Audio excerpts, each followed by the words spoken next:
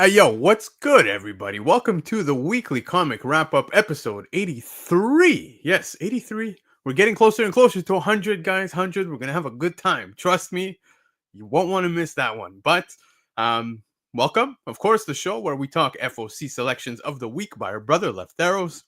We're going to run through the market report, some interesting sales again this week. Man, books that I've never even heard of. So I always enjoy throwing some of those on the list. And of course, we're going to wrap it up with some hot topics from the week. And man, Rob Liefeld being Rob Liefeld.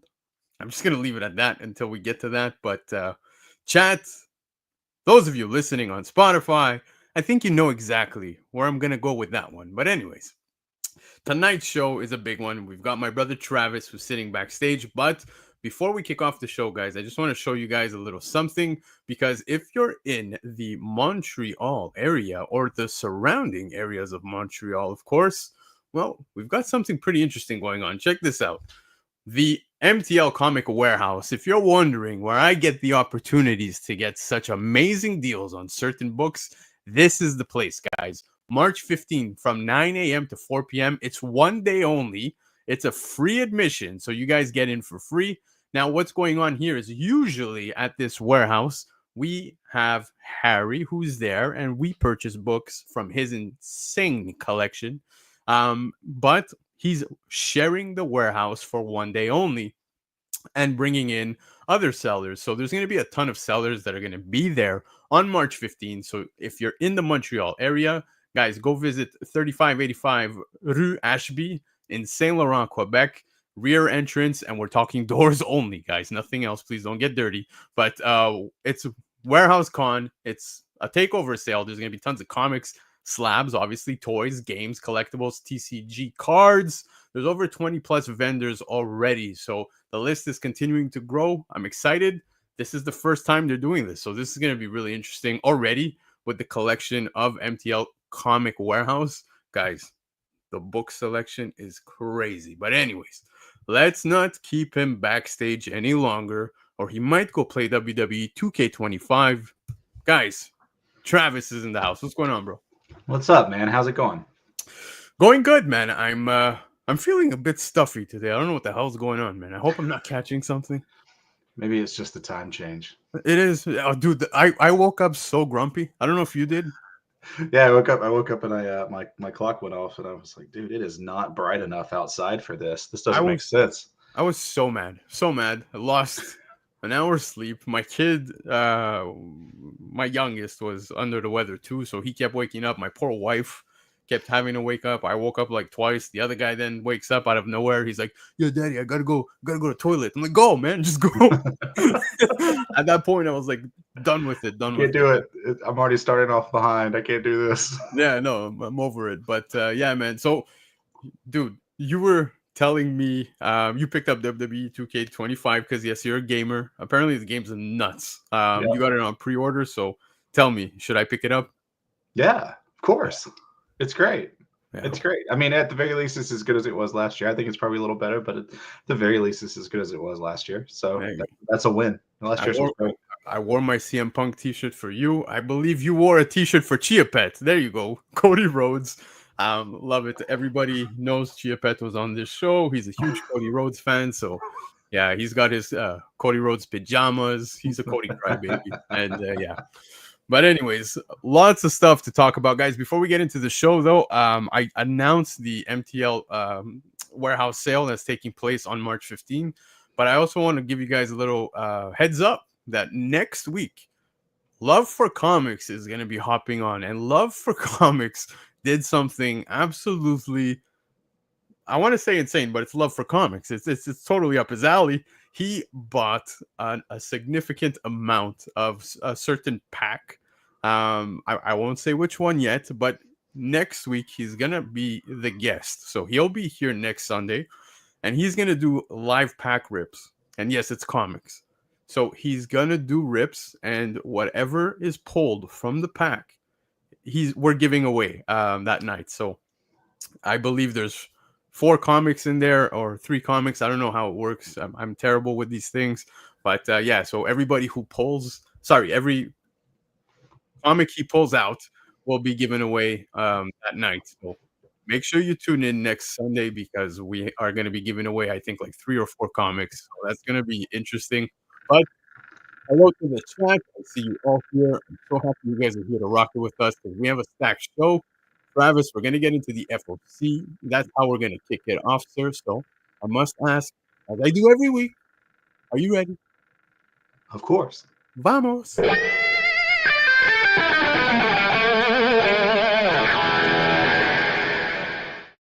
All right, guys, the FOC selections of the week for March 10th. The books are selected by our brother Lefteros, of course. Now, if you guys live in the United States and you like any of these books that we're going to talk about, go visit comicnation.us. They have 15% off already on the cover price, but get yourself an additional 5% off by using discount code Black Crown. Again, that's www.comicnation.us. Now, Canada, us Canucks. We got Comic Legion, so go visit www.comiclegion.ca. You got 20% off already on the cover price. Get an additional 5 if it's your first order by using discount code ENLIST. Now, let's get it with the first book. TJ, check this. G.I. Joe, A Real American Hero, Beachhead, #1. Cover A, all new silent, no dialogue, one shot featuring Beachhead, which is pretty cool because this book is going to have no dialogue. It's just the awesome, awesome panels, the pages from front to back, which is pretty cool. It's an interesting, take on this. I'm buying it. Like, so this I was getting ready to say, I don't buy G.I. Joe at all. And I saw this come across and I was like, oh, yeah, I'm gonna buy this. This is super cool. This is a cool concept for me, and I'm really excited about this. This is really neat. Love the cover too. Yeah, there's some cool covers, man. I love this. Now, if you're a G.I. Joe fan, though, hang tight because there's a lot more G.I. Joe stuff because this Beachhead #1 has a 1 in 25, which is really, really neat ratio. I might be a sucker for this one. I'm not gonna lie, man. This one's really cool. I love it. This is great. I mean, again, I don't typically get G.I. Joe, but like the whole idea of this book is awesome. And then if I'm already gonna buy the book and this is sitting there and it's like, I can sort of afford it. Let's do it. I'm all in on this. This is cool. Yeah, exactly. Now I want to just shout out somebody in the chat. Steph's Comics actually guessed it. It's gonna be the Bryce Comics pack. So it's gonna happen. We're gonna be ripping that. I think he got like 23 packs, bro. Like, not even kidding. Love for comics is just, he's insane, dude. I love this guy. Can't wait to hang out with him next week. But G.I. Joe, as you said, Travis, you're not the biggest fan, but they're reeling you in with this one, man. This is gonna be a good one. Yeah, it's great. It's not something that's, like I said, it's not something that's typically on my pull list or something I'm picking up regularly, but it's awesome. This is super cool. Yeah. Now, speaking G.I. Joe, check this, okay? We have a Real American Hero Silent Missions Edition, issue 21. You have the original cover, which is obviously the original, bro. You can't go wrong with that. There's no way you can. But I like that we're getting an Andy Kubert variant, a different cover. That's something that I always appreciate, and I think it's also equally nice. Although you can't go up against that original cover, right? Like it's the OG. Yeah, it's classic. It's a classic cover, but man, I mean, you could do worse than Andy Kubert here. This is great. Yeah, it's so good. It is so good, man. I love this so much. I'm a sucker. I'm gonna pick these up, but G.I. Joe, A Real American Hero Silent Missions Edition 21 also has a 1 in 25 incentive. It's the Snake Eyes foil cover. So that classic cover that we all love, well, it's going to also be available in a foil. So if you're into the foil stuff, you might want to pick that one up. Yeah, who is it that says they're in the spot foils? Because I agree with that. Is it Pacino that digs the spot foils? Dude, yeah. I was saying the same thing with Laura. I think it was on Thursday night on the Shaker Show, and I was like, we were talking about a specific cover, and I'm like, spot foil. She's like, I wish they would, do that type thing. Right.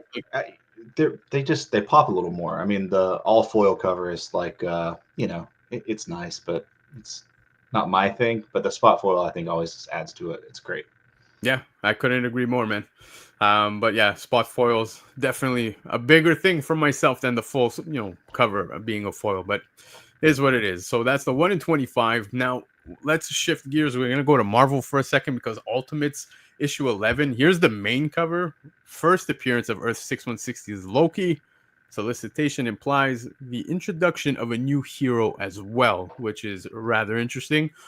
Is it going to be somebody we already know that we've known in the main timeline, now making his way into the Ultimates in this Ultimate universe, or is it going to be somebody totally new? So I think this might not be one to pass up on, although I do think, we've seen multiple versions of characters within the Ultimate universe.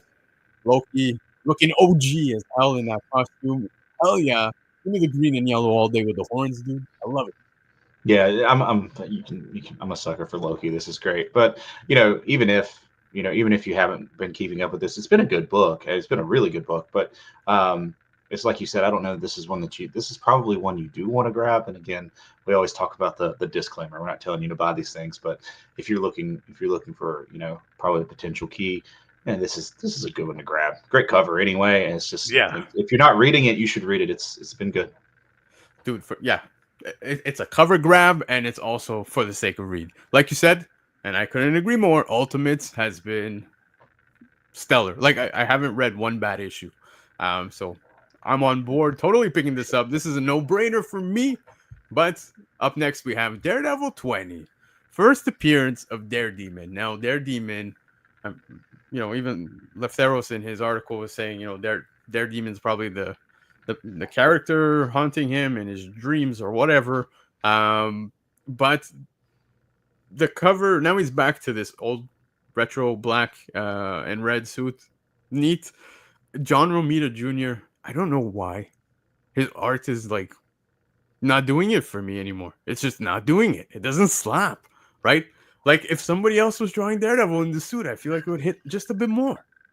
I was hoping you would be all about it because I had that one teed up to say John Romita Jr. hasn't done it for me in a minute.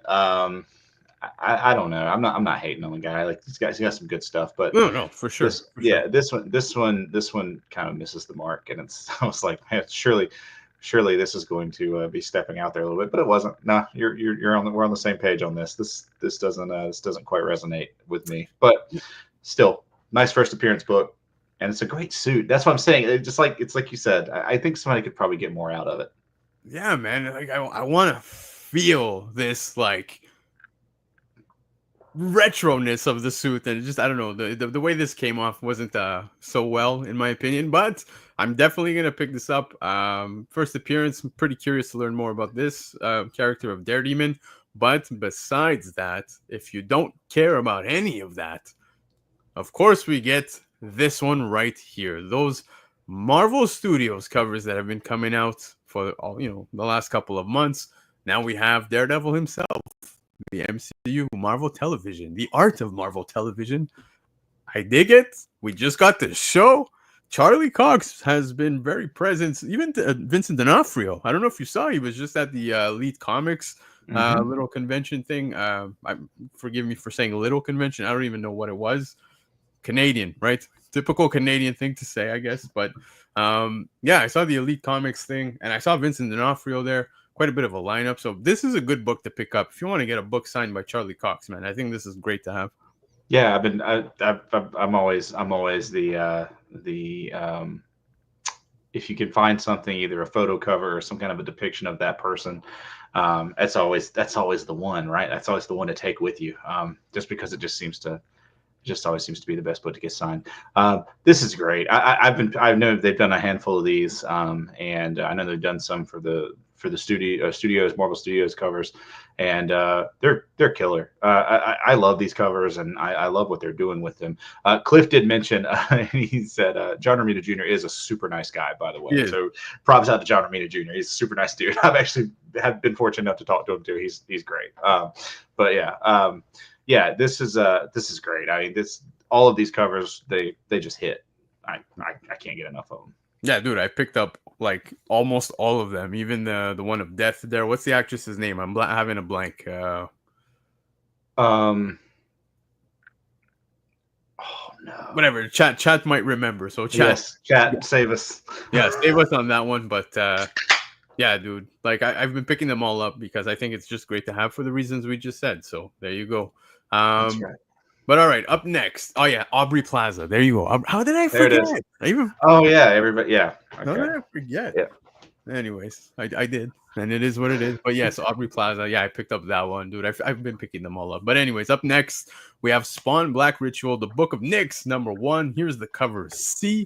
I actually like this. Here we have the first appearance and cover of the Puritan. Now, the cover C is like you see the whole black background, just the cross. There's a cover B that's available, but you get more detail taking place within the background. I think he's within some kind of like church or whatever it is.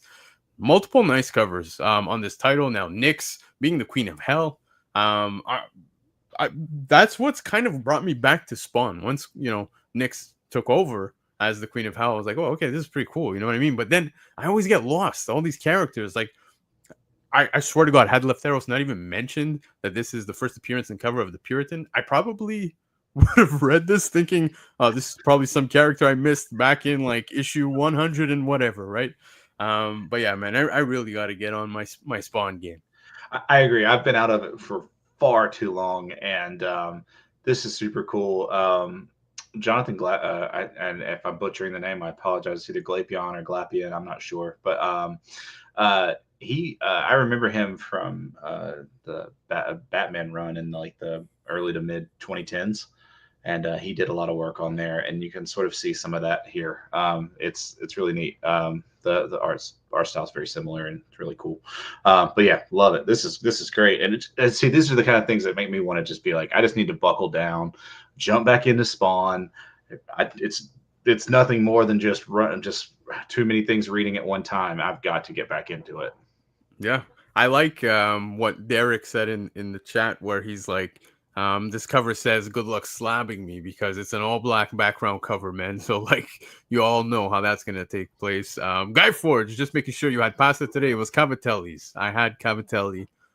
Wife made an insane bolognese sauce as she does all the time. So shout out to Miss BC. Thank you, babe. Love you. But all right, up next we have Hyde Street #5, cover A. First appearance of Sisterhood. Jeff Johns doing amazing things.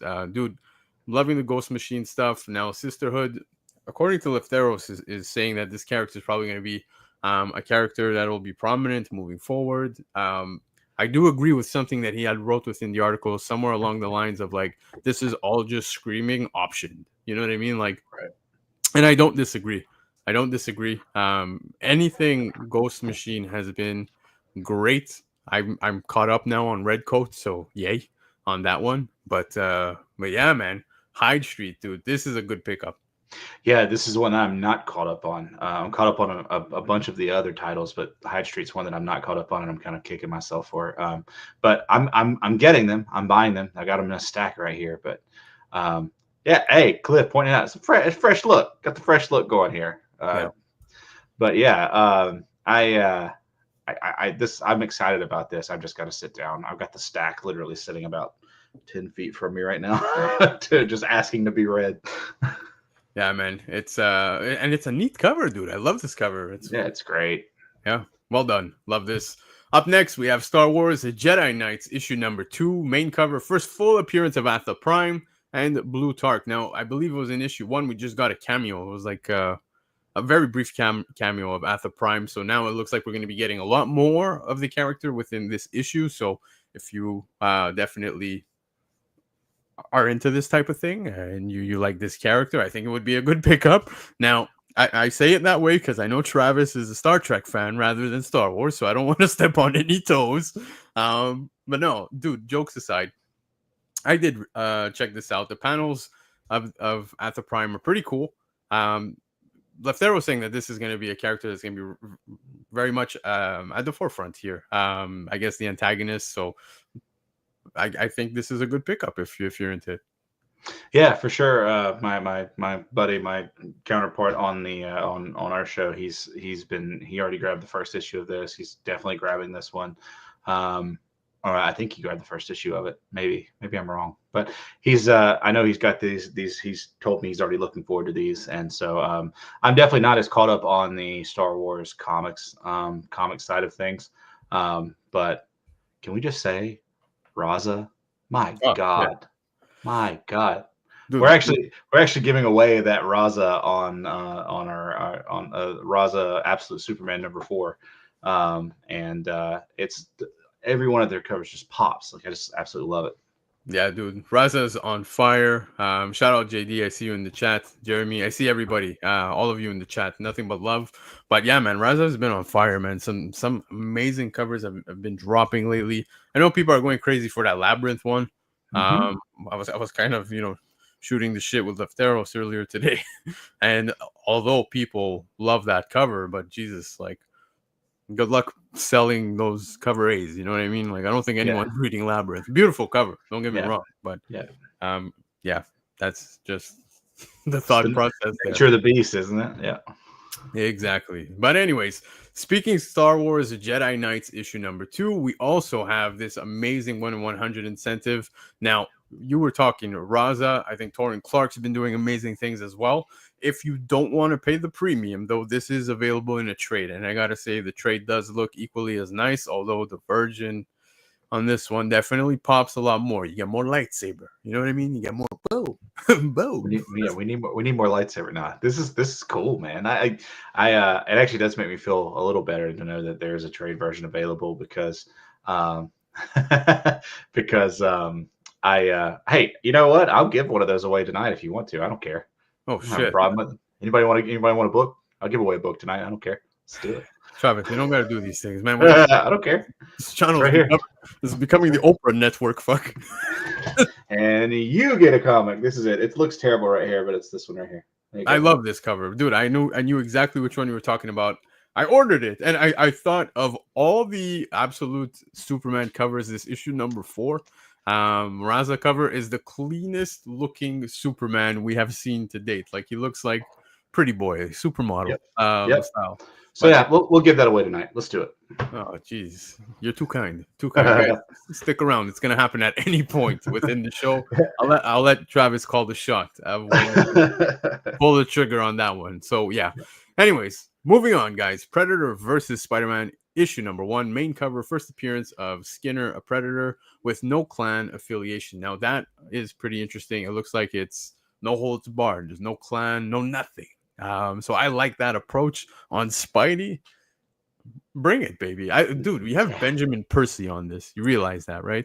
Yeah, this is awesome. I love these versus books. I always like coming across them. Some of the older ones from like back in the day with when they would cross Alien over and stuff like that. Like these versus books are so much fun. So hey man, Predator versus Spider-Man, let's do it. This is great. Yeah, I like this. There's also the 1 in 100 incentive of that cover A. Now, obviously, I think this version looks much better without the trade. I feel like the trade on this one with the 20th Century Fox kind of takes up a little too much space. Although, the Predator versus Spider-Man is a little hidden behind there, so at least that much. But hey, either route you guys go, there's nothing wrong with either of the two. I just think the Virgin here looks a lot nicer. But check this out, because you have the Ryan Brown cover. Now, we've seen this cover before with Venom and Predator. Or was it Venom and Alien? I think it was Alien. Yeah, it was Venom. Yeah. Alien. Yeah, Yeah, pretty sure. Yeah. that was... This is better than the cover, right? It is. This is better. This is just flat out better. It's great. Yeah, the face off is absolutely amazing. Dear Lord, JSS Brooklyn, you didn't need to do that, but I tremendously appreciate it. For USA shipping right here, JSS Brooklyn is sending us a $9.99 donation. So thank you, JSS, brother. Appreciate that tremendously. Travis, Thank you so much. That's That's awesome. Go. There we go. If I send it to him, though, he's just going to buy himself like another beer or something. I know how Travis is. But there you go. See? Is that your Carolina Hurricanes beer? It is. Let me see. Put that. Oh, dear Lord. Storm Brew. Look at that. Yeah. What's it We taste won. like? What's it taste like? It's a crusher. It tastes like a light beer. I love it. I Yeah, absolutely love it's definitely not anything fancy, and I think that's why I love it. It's like the perfect hockey beer. it.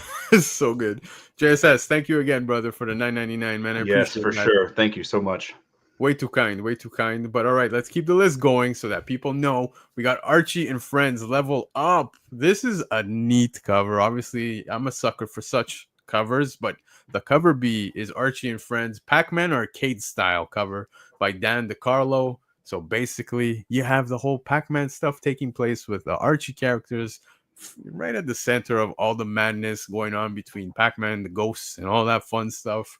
I like this cover. This is good stuff, man. It's just, it's maybe not a true Lando video game cover, but this is pretty good. I love it. So you might be surprised, bro, but like I have tons of Pac-Man shit in my basement. Like I've got the arcade one up Yeah. Pac-Man, but Yeah. I have the one also like for the TV, right? So it's a massive Pac-Man Okay. joystick, and you're standing there, and dude, it's like you're just shifting this thing. You're like, it's madness, complete madness, but it's fun. It is fun. The kids loved it. But I barely pull it out because they're gonna break it. Like I would imagine it sounds quite wild, to be honest with you. dude, the joystick's like 3 feet tall. That's insane. It's no joke. But yeah, man, it's fun times. But I love this cover of Archie and Friends Level Up. Nice little Pac-Man homage here, so that's cool. But you were talking absolute Superman. Here is issue number 6. This is a cover selection for this week. You have Puppeteer Lee on this. Dude, when I saw this hit FOC, the photo of this cover was not even there yet. And I just hit pre-order. The second I saw Puppeteer Lee, I'm like, yep, pre-ordering this. Not going to miss it. DC and these covers, man, it always seems like the variant covers for DC just always seem to be so like there's always, at least it feels like there's one like in every one of the major ones. Lando buys them right there. Yeah. Right there. But no, it seems like the covers are all the variant covers to like the major DC series. They always just kill it on these variants, these card stock variants and stuff like that. They're so cool. But yeah, I love it. This is an instant buy. And that's notwithstanding my Superman obsession. Yeah, dude, the first time I saw this cover was actually when Leftero sent me over to Slide, and I'm like, yep, no regrets. Totally happy with my decision picking this one up.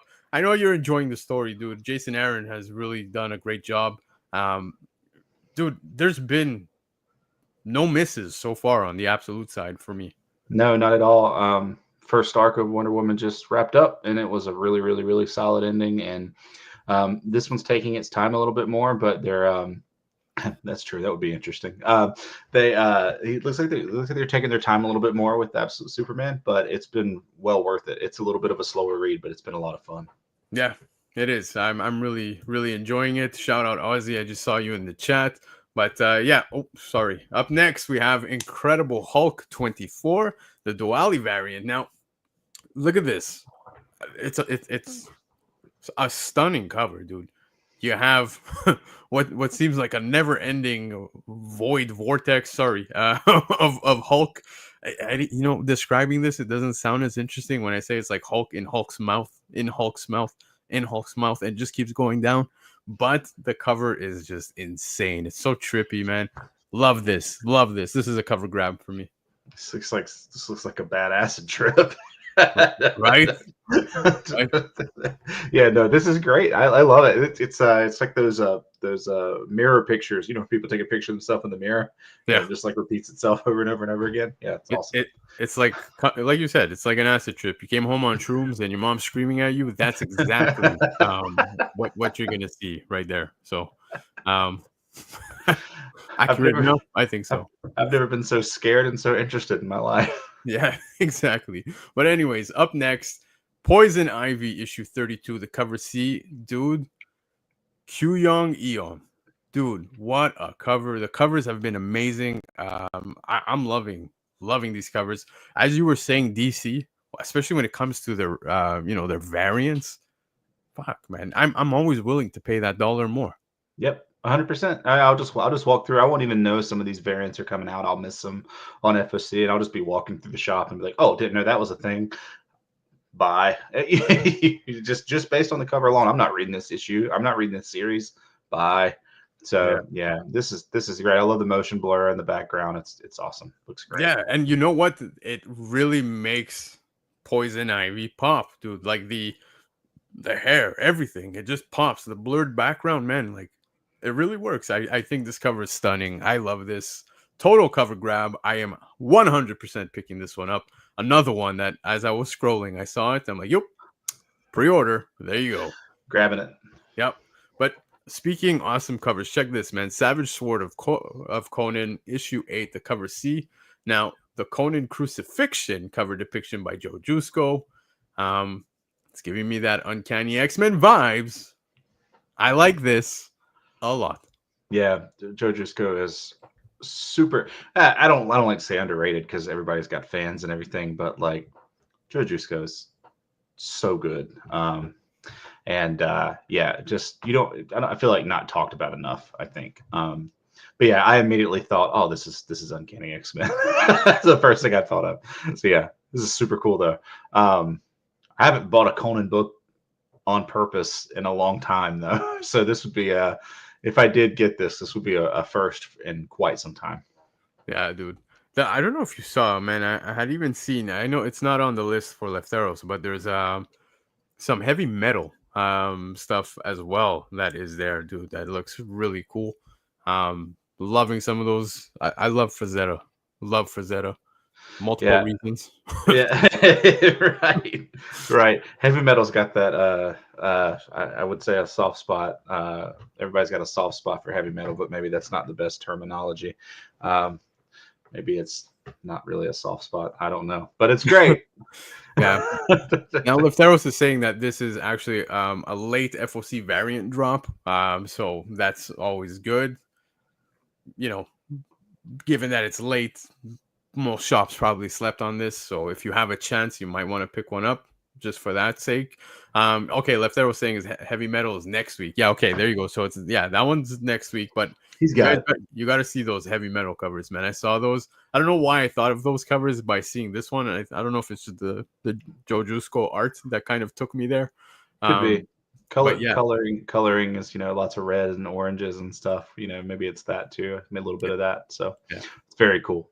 Ozzy saying it's a homage to Savage Sword 5. So there you go, man. Appreciate you, Ozzy. But love this cover. It's so good.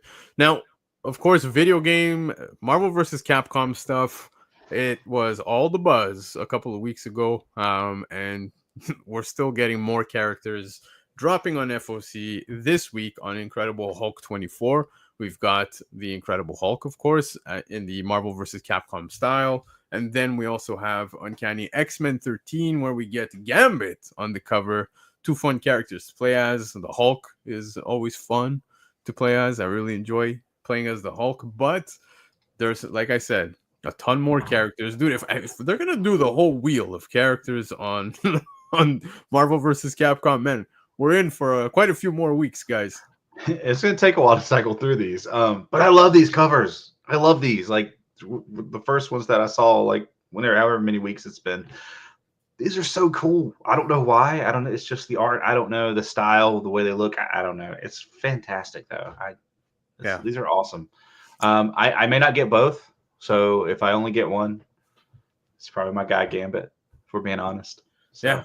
Nothing wrong with that, man. And it's funny because when these started dropping, I had the intent and the idea. I told, myself, okay, I have the arcade cabinet, so let me put the covers around the arcade. And now I'm seeing more and more drop, and I'm like, man, I'm going to have to take up an entire wall. I cannot do this. My wife's going to kill me, so no thank you. But I'm still ordering them up, man. These are awesome. Gonna definitely be happy to have these in my collection. For sure, you can't go wrong with them. They look fantastic, but yeah, you're gonna need some extra wall space once they get done with this. It's taking up the whole basement if I go that route. but anyways, man, let's keep it rolling because yes, oh my god, let's talk about this one, please, because Dan Panosian on fire. I keep talking about Panosian. I love his stuff. Resurrection, man, Quantum Karma #1. has a Dan Panosian variant, and holy cow, what a cover! Now, did you read any of the Resurrection Man from back in the day, like in the No, '90s or the New 52 stuff? no, I did not. I did not. I feel like I have missed out. So, missing out or not, I still think this is a good jumping on point. Anybody who hasn't, I'm totally picking this up. You got Ram V on this, man, so it's gonna be, you're in for a good time.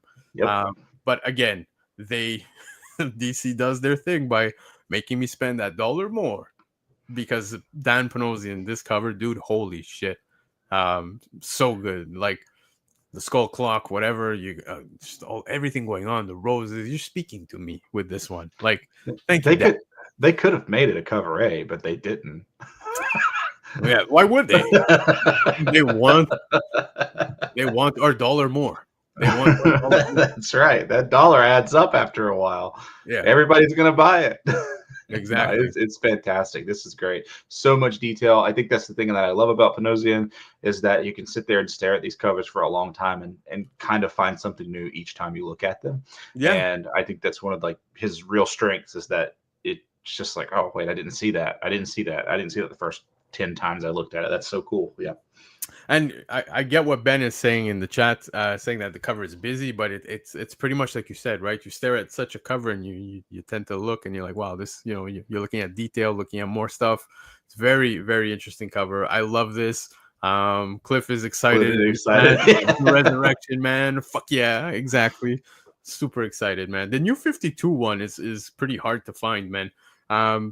They don't go for too much money, but it's up there for a New 52 book. Like it's somewhere around the $200 Canadian mark, and like you don't see many of those on eBay.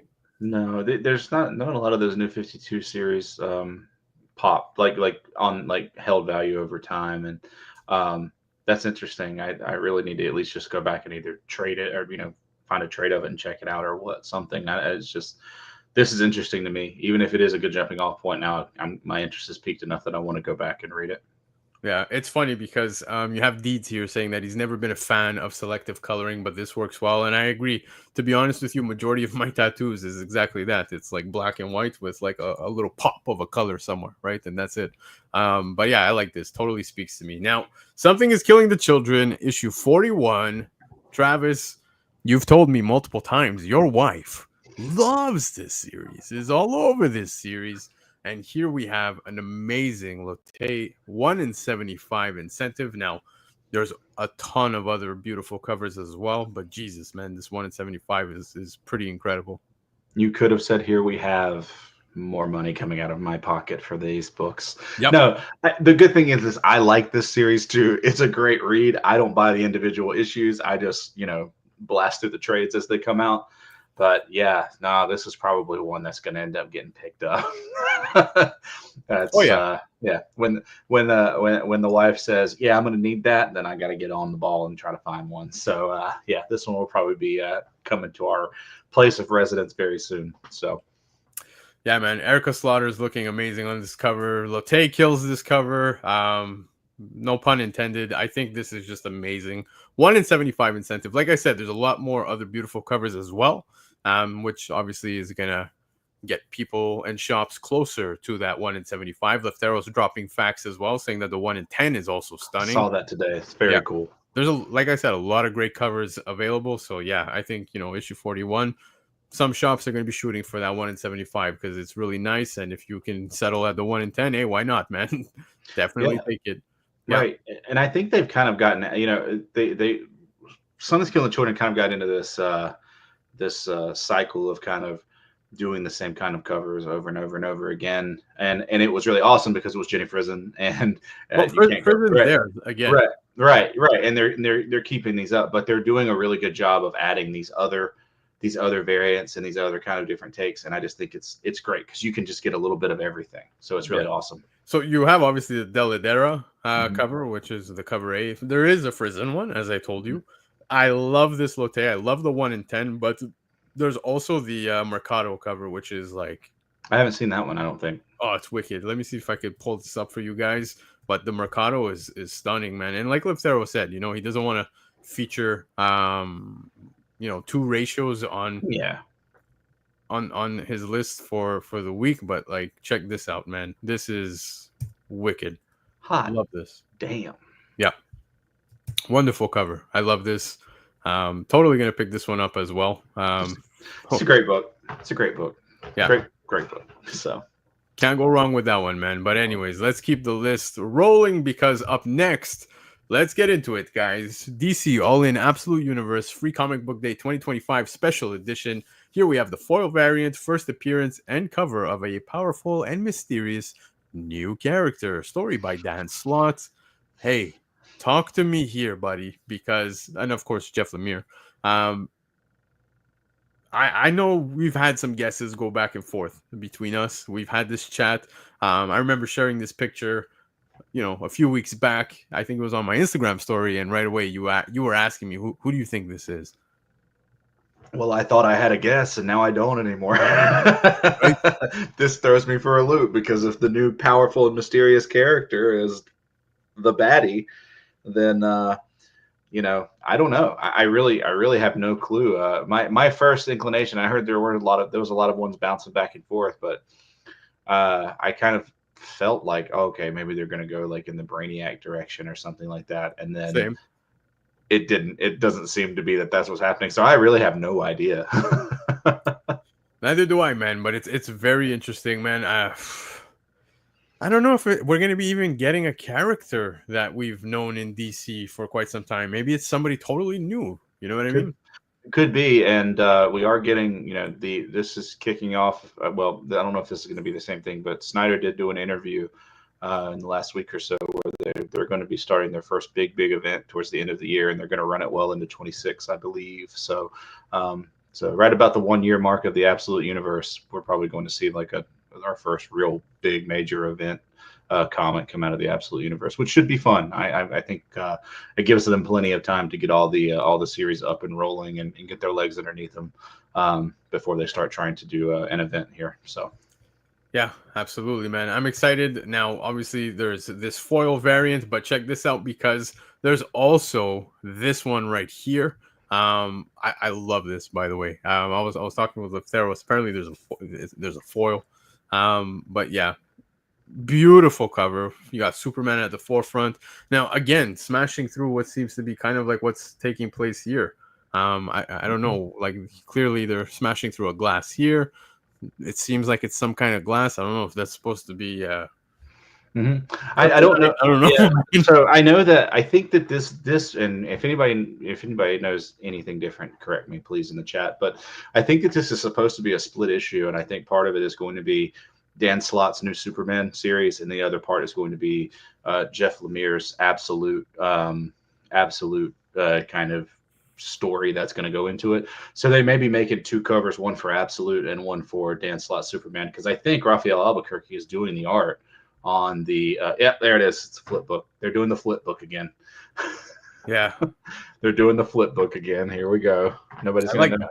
Yeah, it's great. It's great. And DC All In Special though, nobody knew how to read it because it was all one story. Yeah.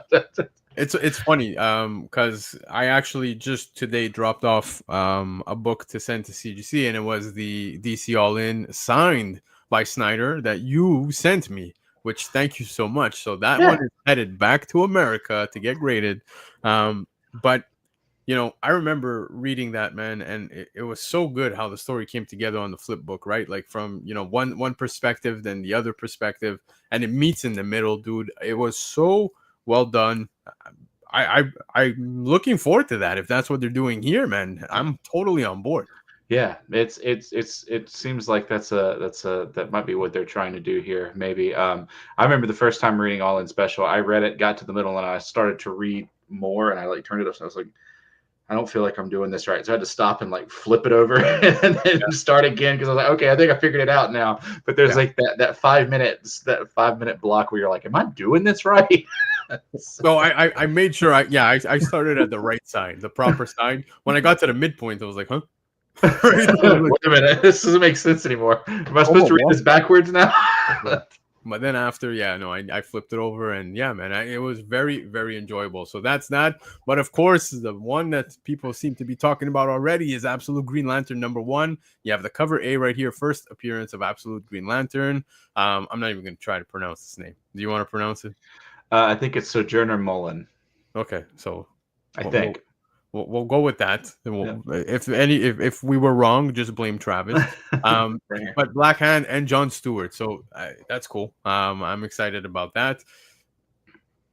It's a whole different person here taking Yeah. over as Green Lantern. So this is gonna be a fun one. Definitely gonna be picking this up. I like the cover A. Love me some of this one as well because you get a little bit, just a little bit, I believe, of some foil here. Is that what's taking place? Yes, Yeah. I believe Yeah. so. Anyway. But yeah, I don't. Well, maybe not. Maybe I'm not sure. I'm not sure if this is a foil or if it's a straight. If it's just a straight version variant. I don't know. Either way, I'm excited because Black Hand's going to be interesting. We talked about this last week. I think. I think Black Hand's going to be an interesting twist for people that haven't been keeping up. It's going to be a very interesting thing. So very cool. Yeah. And of course, it doesn't end there. Travis, we always get the 1 in 100 incentives. I like this, the black and white. Not really my thing, man. These black and whites are sketch covers in general, but I think this one really stands out. It's pretty cool. Again, it's going to be a little rough. There's a lot more black taking place on this cover than anything else. So, yeah, you better. Yeah, I like I like the color version. I think that's my one. That's it right there. Yeah. Yeah. And I think Lefteris just said it is a foil. Yeah. Yeah. So very cool. Yeah, so there you go, man. That one being the foil, the 1 in 100. But guys, those were the FOC selections of the week by Lefteros. Now, of course, go and support. If you live in the United States, you can go visit comicnation.us where you have 15% off already on the cover price. Get an additional 5% off by using discount code Black Crown. Canada, go visit comiclegion.ca. 20% off already on all the cover prices for FOC. Get an additional 5% off if it's your first order by using discount code ENLIST. Now, nobody told you to buy all these books, but buy the ones that you do like. Just so you guys know, Comic Legion also has a YouTube channel. They go live every Monday, 7 p.m. Eastern Time, where you can claim some of those new Comic Book Day books that are dropping on the Wednesday. And sometimes they drop these books at the most ridiculous prices. The show is hosted by Lefteros himself. So you get to chat with Lefteros, hear how, his thoughts, perspectives on some of these books that are dropping. Very informative as well. Unfortunately, Chia Pet is there as well, but that you take some, you give some. Oh, come on, man. She is my dog. She is He awesome. is. He's a great dude, man. But and of course, guys, go read this entire article over on coverprice.com. Subscribe to Coverprice's website because we go live every Tuesday for the top 10, and we go live on Thursdays with the Shaker Show. And if you're enjoying yourself here, make sure to hit the subscribe button. All right. We made it through the FOC market report. Is going to be interesting this week, guys. I hope you're ready. Chat, I know you're ready. Tej, you ready? Yeah, I'm just kidding. I'm not going to do that. Yeah, let's rock. Smash the can. Smash the can.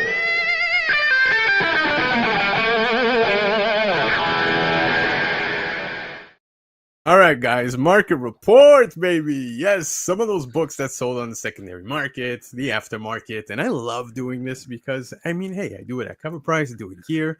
I literally look at shit all week long, looking at what's selling. Of course, I'm checking out House of Stein, CBSI, Key Collector, Cover Price, Go Collect, eBay, you name it, everybody. But dude, one book I couldn't put on the list tonight because I knew my show would get taken down. Did you see that issue of Cherry 24? That Adam Hughes that is completely blurred out of the girl that's shaving herself down there. Oh, yeah, I did see that. I realize why you can't put that up. Okay. Yeah. That thing is going for like $200 plus raw. Crazy. That is wild. I thought it was going to be what was the or I thought it was going to be the rectum erectum one you were talking about. No, we had fun with that one. Yeah, we had fun with that one already. Yeah, cherry. That's her cherry pie. Yeah, dude. What a cover, man. What a cover, dude. Is it? What did I say it was? Cherry. Yeah, cherry. Cherry 24. Yeah. What a It's the face, dude. The face is mortifying. Yeah, It's wild. It's the chat's wild. popping off on that cover. I didn't even show it tonight, and I think everybody's seen it, so you all Everybody know. knows. Everybody knows. Yeah, it's going raw all night. Yes, $200. Hey, man, I have so many jokes I'm gonna have to avoid. So let's get into the first book of the week, which is Wolverine Origins issue 10. This is the regular. Of course, we get the first appearance of Dakin.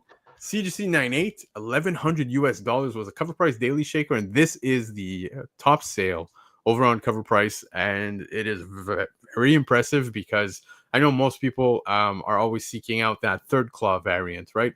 And that too is selling for quite a good, a pretty penny. I saw Mr. Longshort on Instagram posted today the third claw, and it's sold I think at $799 just to give you an idea. And that was raw. So now looking at this in the CGC 98 1100, look, I love the character, but man, this book is really doing well on the aftermarket. Yeah, this is one I've had on my list to get for a while. It looks like I'm going to be waiting for a while. Yeah, win some, you lose some. But yeah, it's can't argue with it, man. This thing's popping off. Yeah, man. I was surprised. I'm not gonna lie. I was surprised to see it hit 1100. That's pretty substantial. Yeah, and not only that, man, I'm loving what they've done with Dakian as Helverine. That's Right. been really fun. But no, Chia, this is a direct edition. He's asking if it was a newsstand. It was a direct, dude. So this was a rather impressive sale for a CGC 98 of Wolverine Origins, issue 10. Now, check this one. Since we're talking Wolverine, this is one again. I had no idea existed. Wolverine Special issue 102.5. This was a mail away comic for the Fleer trading cards back in the day. Now, a CGC 94 sold for $595. This is the first Baker Shaker of the night because Michael Baker hits me up every single week and shows me some books that sold on the secondary market. And this one is one of them, guys. Shout out to Michael Baker. Again, I had no idea that this existed, and here we are. You didn't know this existed? No. Oh, it's actually like it's part of continuity. It fits literally between 102 and 103. Yeah, no kidding. It's a crazy little thing that they did. Yeah, this is cool. I love these kind of things. They don't come up very often. But yeah, it's an awesome book. I love it. Yeah. It's just I love things like this. These little mail away things that you can only get by trading in however many proofs of purchase or whatever you do. Like it's killer. This is cool. Chia Pet saying that on the Comic Legion new comic book day sales on YouTube, he had this on the table for 200-ish, approximately Canadian, and people didn't pick this up. And a CGC 94 sold for $595. And that's not even like there's higher sales out there. But this is again a book. I had no idea. I obviously knew that 102.5 does sound like a radio station, eh? Yeah, a little bit. Right? You're listening to 102.5. But yeah, I knew that this takes place right in between 102 and 103. But again, no idea this existed, that it was a mail away comic for the Fleer trading cards. So that's pretty cool, man. Yeah, it's awesome. Really, really cool kind of old school looking cover too. Love it. Yeah. But anyways, man, I like this. Yeah, very old school looking cover, as you said. Really cool for the Wolverine Special 102.5. You're listening to 102.5. I love it. Love it. Okay. All right. I spoke about this months ago. As the game was about to drop, and I guess some people listen. I don't know. I don't think anyone even watches. So let's leave it at that. Except you awesome people who show up every week. Now, Marvel vs. Capcom Fighting Collection, the video game, had an insert of a comic book, and it's so mini. It's super small. But the mini comic included with the video game had a CGC 98 sale, and it's so funny and ridiculous to see at the same time because it's the full size CGC slab. and you just see this little book in the middle, and it's sold for $231 US. It was a cover price daily shaker, top sale. But it's interesting because the game, I know in your neck of the woods, is selling at like $29 or $39. So $39.99. You lock yourself down an amazing library of video games, and at the same time, you can take that book, send it into CGC, and here we are. Yep, you just paid for the game and then some. Bingo bango. Yeah, that is actually kind of wild. I don't know what I expected. I don't know if I expected CGC to have a smaller slab, but I don't know what I expected. It's one of those things I never really thought about. But now that I just think about how ridiculous that looks, that's all I can see in my head now. Because I've seen the comic, it is small. It's tiny. Yeah. Oh, super small comic. It's a fun one though. I actually read it, so I don't think I'll be submitting that to CGC. I probably ruined that for myself, but yeah, I think you gotta be super easy with it because it's pretty delicate, I guess. Yeah, I agree with Baker saying that Ryu's face looks too small compared to his body on this one. Shrunken head disease. But yeah, man, pretty interesting. Like I said, guys, you could pick this up for dirt cheap. It's still on shelves at some stores. I saw Derek said that he tried to hit up Walmart, but maybe check out some GameStops or whatever, because the game the comic is inside the video game, and those Nintendo Switch. They're tiny. They're little tiny cases. Yeah. So. Yeah, I think you have an idea how small that comic is. But anyways, let's keep it rolling because up next, I want to show you guys this, okay? Thanos wins. I brought this up, the Thanos 13, 1-in-25 ratio, telling you guys that this is one of my, I don't want to say modern grail books, but it's a book I want in my collection, man. Today I just got back my, I don't even want to talk about it. Thanos, you guys remember the book I told you that Jim Starlin signed for me at Terrificon, and he completely ruined that book for me with a joke. But now I look at it and it's pretty cool. But anyways, I love Thanos books. This cover is wicked. I think it even slaps a little more being a Japanese edition, because this Japanese edition Show Pro books contains Thanos issue 13 to 18, which obviously includes the first Cosmic Ghost Rider. CGC 98, $165 was a Baker Shaker. Dude, the hint of purple in Japanese font, man, like it really pops, man. Yeah, with the splatter all around it and everything, it's really killer. I was getting ready to say the same thing. It really just works so well. It's literally, Sam Al just said, I want this because of the Japanese. Like, straight up, that it's so cool. And it may not be your actual modern grail, but man, it's a pretty sweet one to have in place of it if you can't get that one. So yeah, it's pretty cool. I like this. Yeah, this is a pickup for me. Derek's asking if it's a trade. Look, I saw it in a CGC 98 slab. It didn't look like a trade. But it's probably just a thicker book. Maybe square bound. Yeah, it would have to be at least square bound to have 5 issues in it. Yeah, not sure. Deeds is asking, why does it look even more frightening in Japanese? Yeah, it looks even more mean. But yeah, man, I love this. Thanos wins, man.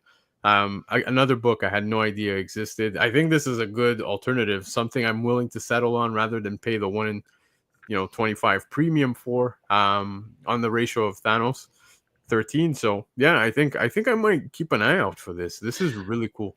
Yeah, I mean, it's at least a good way to save your money, at least, and not have to break the bank right now. Yeah, still get that book. And dude, I love me some foreign books. I don't mind. Yeah, they're awesome. They always have something neat about them, I think. Hell yeah, man. But anyways, what do we got next? We have Moon Knight issue 8. This cover by Sienkiewicz is so good. There's only 44 CGC 9/8 on the census, and a 9/8 sold for $360. I know it's not the most impressive sale for you guys, but man, the cover alone in a 9/8, this must be stunning to see. Oh yeah, absolutely. There are some seriously good Black Moon Knight covers out there. and black covers always stretch out. There's one that I always think about. It was the like the lat is like maybe issue 60 or something, Death of Mark Spector or something like that, from a later run. That is an all black cover, and it just seems like the black with the white suit. This is so good, and Bill Sienkiewicz is legendary. And man, I can't say enough. I saw this cover and I was like, oh, I forgot about this cover and how good it is. It's so good. Oh, dude, it's amazing. I love this so much, man. Moon Knight looking sadistic as hell, man. And with the ha-has going around, it gives me Joker vibes. Yeah, that's the first thing I thought of. I was like, no, this looks like it looks kind of like a Joker cover. But yeah, exactly, so cool. Man. Oh, this is interesting. So JSS Brooklyn is saying it's an homage to Batman 251, and I could kind of see it. Yeah, I get it's totally different. It's not got like, you know, that Neil Adams right classic cover going on. But yeah, I could see it. Yeah, that's it. Yeah, it's that's Batman 251 is that's my book. That's like the main my favorite book in my collection. So I definitely see it now. Now that you said that, JSS, nice pull there. That's awesome. You have a 251. Look at you, bro. It's my greatest get of all time. It's like my greatest comic book win story ever. I got it for $7.99. I remember you telling me this on Instagram, and I was like, "Excuse me, like, how does this happen? Tell me more." I just took it. I mean, it was like just laying there, and it had a $7.99 price tag. I think they messed the decimal up or something. But I took it up to the front, and the guy looked at it, and he said, "Here you go." He was just like, it was an awesome comic store, one of my probably my favorite one. Dude. And he just kind of shrugged and said, "Here you go, man." I was like, "All right, peace out, bro." I'm surprised he didn't try to pull no, that's $799. I was too. I've had some good luck there on that front with some pretty honest shop owners. So you know, awesome. I didn't think that I was completely expecting to get that or the hey, let me look at eBay real quick thing, you know. But you could tell he was just like, ugh. Because it was just laying there. It was just laying on top of a thing of long boxes. And I was like, all right, well, I'm going to take this up there then. And he was like, all right, have a good day, man. Like, enjoy that book. Have you ever gone back to that store? A million times. Okay. A million times. It's one of those classic basement stores where you get to really dig for good things, where toys are just everywhere. It's one of those stores. It's awesome. Yeah, clearly. Sam is going to make you a rich man and give you 4 times what you paid for it. But yeah, unbelievable. Yeah, that's an amazing story, man. Congrats to you. But anyways, Moon Knight 8, man. CGC 98, $360. Check this, Witchblade issue 100. This was a 2006 Diamond Retailer Incentive Summit promotional. And the cover is by Michael Turner, which, gotta love Michael Turner, man. How can you not? CGC 98. Selling at $299. I always tell you guys I'm not the biggest fan of these sketch covers, but man, the Turner cover here that we're looking at, man, I could stare at this all day. The detail is just so good. I love Michael Turner's work. Now you can notice at the top where it says Top Cow Productions, not for sale, promotional use only. Clearly that's not the case because CGC 98 hitting $299 US. Beautiful cover. Amazing. Michael Turner is one of my all-time favorites. I just if I come across a book, I just grab it because it's Michael Turner, and that's it. I don't care. I never open them. Sometimes it's just, you know, just like I need this cover because it's a Michael Turner cover, and I don't know what it is about his art, but it just always hits every right note with me. So yeah, this is great. Yep. I remember. I had went to Ottawa for work about a month ago, man, and I walked into a shop and they had a ton of like Michael Turner Fathom books, and I was just like, sure, all at $1, cool. I just picked them up because I just love the covers. You know what I mean? I didn't even care for the book, to be honest. I've not read them, but stunning covers. Michael Turner, man, absolutely incredible. Witchblade 100. This being a 2006 Diamond Retailer Incentive Summit promotional CGC 98, $299 US. Up next, this right here is the definition of a newsstand premium because Marvel Superheroes Secret Wars issue 10 in a CGC 98 sold for $500 US. Classic cover. Don't get me wrong. I love this Doom cover, but you can get this in a direct edition for like a third of the price. Without question. Without question. It's a great cover though. Yeah, how can It's a you? great cover. But yeah, this you're definitely paying for the barcode here, which I mean, I don't know. I like my. Is this? They were still doing the little Spidey logos right down there at the bottom at this time. So yeah, I like those better. I like Spidey's head floating around down there. Well, you got a problem with Spidey's head? Come on, man. Yeah, that's great. It's great. I'll take Spidey's head over the barcode every day. There you go. Yeah, no, for sure, dude. Crazy again. Newsstand premium. Just to show you guys, Marvel Superhero Secret Wars issue 10, CGC 98, $500 US. Now, Spawn 360. This ratio, the 1 in 50 Virgin cover by Brett Booth, was doing very well, making top 10 lists. Still doing very well because the CGC 98, $350 US. Baker Shaker this week because it's Michael Baker. We got to throw in a Spawn book. And I know he was eyeing this one, but 350, pretty impressive, man, for this 1 in 50.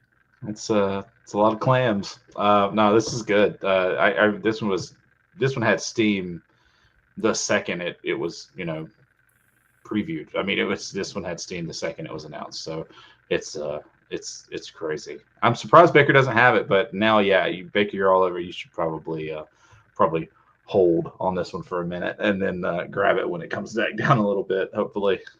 Do you know what it's like for Spawn fans to hold? I don't. those books don't come down, bro. I know. Yeah. I hate it. I hate it for him. But he'll get one. I have faith. Baker will have this book before long. Yeah, if you guys are Spawn completionists, you're gonna be very disappointed by the end of this report, because there's another very interesting sale that I'm gonna bring to you guys in just a minute. So hang tight. But up next, we got Sonic the Hedgehog issue 290, and I wanted to put this on the list not because I'm a fiend when it comes to video game comics, but it's the final issue of the Archie run, and this is a Cosmic Eternity variant for this cover, for this issue. Sorry. There's only one CGC 96 on the census. There's no 98. And a CGC 96 sold for $225 US. Baker Shaker this week. I think this is actually a sleeper, in my opinion, because given that, it's the final issue of the run, such a low print, low census count, this is pretty good. This is another. I feel like we have one of these every week where it comes across, and it's definitely a shaker. It's definitely shaker worthy, right? Yeah. But where we're sitting here and we're like, I'd pay it. You know what I mean? Like, it's a shaker for sure, but I'd pay it. Yeah. I would absolutely pay that price for this. No, this is definitely one of those. Like, I would think, especially if I'm a Sonic fan, and I am a Sonic fan. I don't collect Sonic books really. But I am a Sonic fan, and if I'm sitting here as someone who does buy Sonic books, I'm looking at this and I'm like, oh yeah, $225. I'm in for that. I'm in for $225. No problem. Let's do this. Yeah, exactly, man. You got JD in the chat asking, didn't Amy show up at the end of Sonic 3, or am I thinking of someone else? It was Amy. At the end of 3? At the end of 3, okay. Amy shows up in the post-credit scene to save Sonic as he's being ambushed by all those metal Sonics, Mecha Sonic, whatever you want to call it. But yeah, man, I love this cover. You got Sonic, carrying away Amy in her classic getup, and yeah, man, it's again a book that you don't see out there. I like that we also get a little Riverdale on this cover, man. Yeah, man. I'm sure everybody loved Riverdale, right? No? I did. I'm not even lying. I did. Look at you, man. Oh, my wife was all over that, man. It was fun. Yeah, I guess. Like I said, my wife was all over that. I'm just gonna leave it at that, Travis. Now, speaking of video games, The Adventures of Sly Cooper. I don't know if you guys remember this game, but check this out, man. This is a very impressive sale. The book came out in 2004. It's obviously based on the video game. It's a wraparound cover, and the CGC 98, $900 US, guys. This is not chump change, man. It's a Baker This Shaker this week. this is crazy. Yeah, This was the one that kind of knocked me back a little bit. I was like, holy God, yeah. 900 for, I mean, Sly Cooper, great game, but this is a crazy sale. Like, Nuts. Yeah. And again, look, you see the chat. Oh my God, I'm Sly glad I'm Cooper. not alone here. I was like, maybe I'm overreacting here, but this felt crazy to me. I'm not too sure. I'm not too sure what the print count was on this, man. I imagine it was relatively low because CGC 98 going at $900 US. Like you said, it threw you back, man. It was like, what? This is a big Yeah, sale, but yeah. it's such a fun video game, and I wish I picked up because there's no way in hell I'm gonna pay $900 US for this right now. But yeah, This definitely feels like something you could find though, doesn't it? Like this is the kind of book that you'll find, where some shop has just bought a collection. They're like, oh yeah, what a video game, video game cover, whatever. you gotta hope, but man, it's a massive sale, very impressive. It was not a signed copy, guys. This was just a CGC 98 blue label. I verified the sale, and I saw the book, and it's exactly that. CGC 98, $900 for The Adventures of Sly Cooper, man. Linman saying, as long as Ratchet and Clank 1 don't hit this level, I'm good. Yeah, man, that's another book that I want to get in my collection for sure. But man, I could go down the rabbit hole. Video game books, you guys know me already. Really? Exactly. Really. Yeah. Really? Yeah, dude. I don't know, man. It's so bad. It's so bad. But anyways, let's keep it going. Up next, check this. 5 Ronin, issue number 4. This David Aja cover is so good. A lot of the covers for this run are really, really nice. There's 55 9/8 on the census for CGC of this one, and a 9/8 sold for $215 US. Baker Shaker this week. If you like Psylocke, if you're into the Ronin stuff, 5 Ronin, issue number 4. Love this cover, bro. So incredible. My God. Is this now, this isn't a variant, right? This was the cover 8 of this one? Correct. Sheesh. Ah, wow. Okay, that's killer. This is a great cover. Wow. Yeah. And that's a big sell. Yeah, it's a 5 issue series, and like the covers are all stunning. I don't know what it is about this one, man. If it's just the color, the purple that pops. But man, I agree with Derek because it's relatively cheap. If you guys have been waiting for this, it's not a bad time.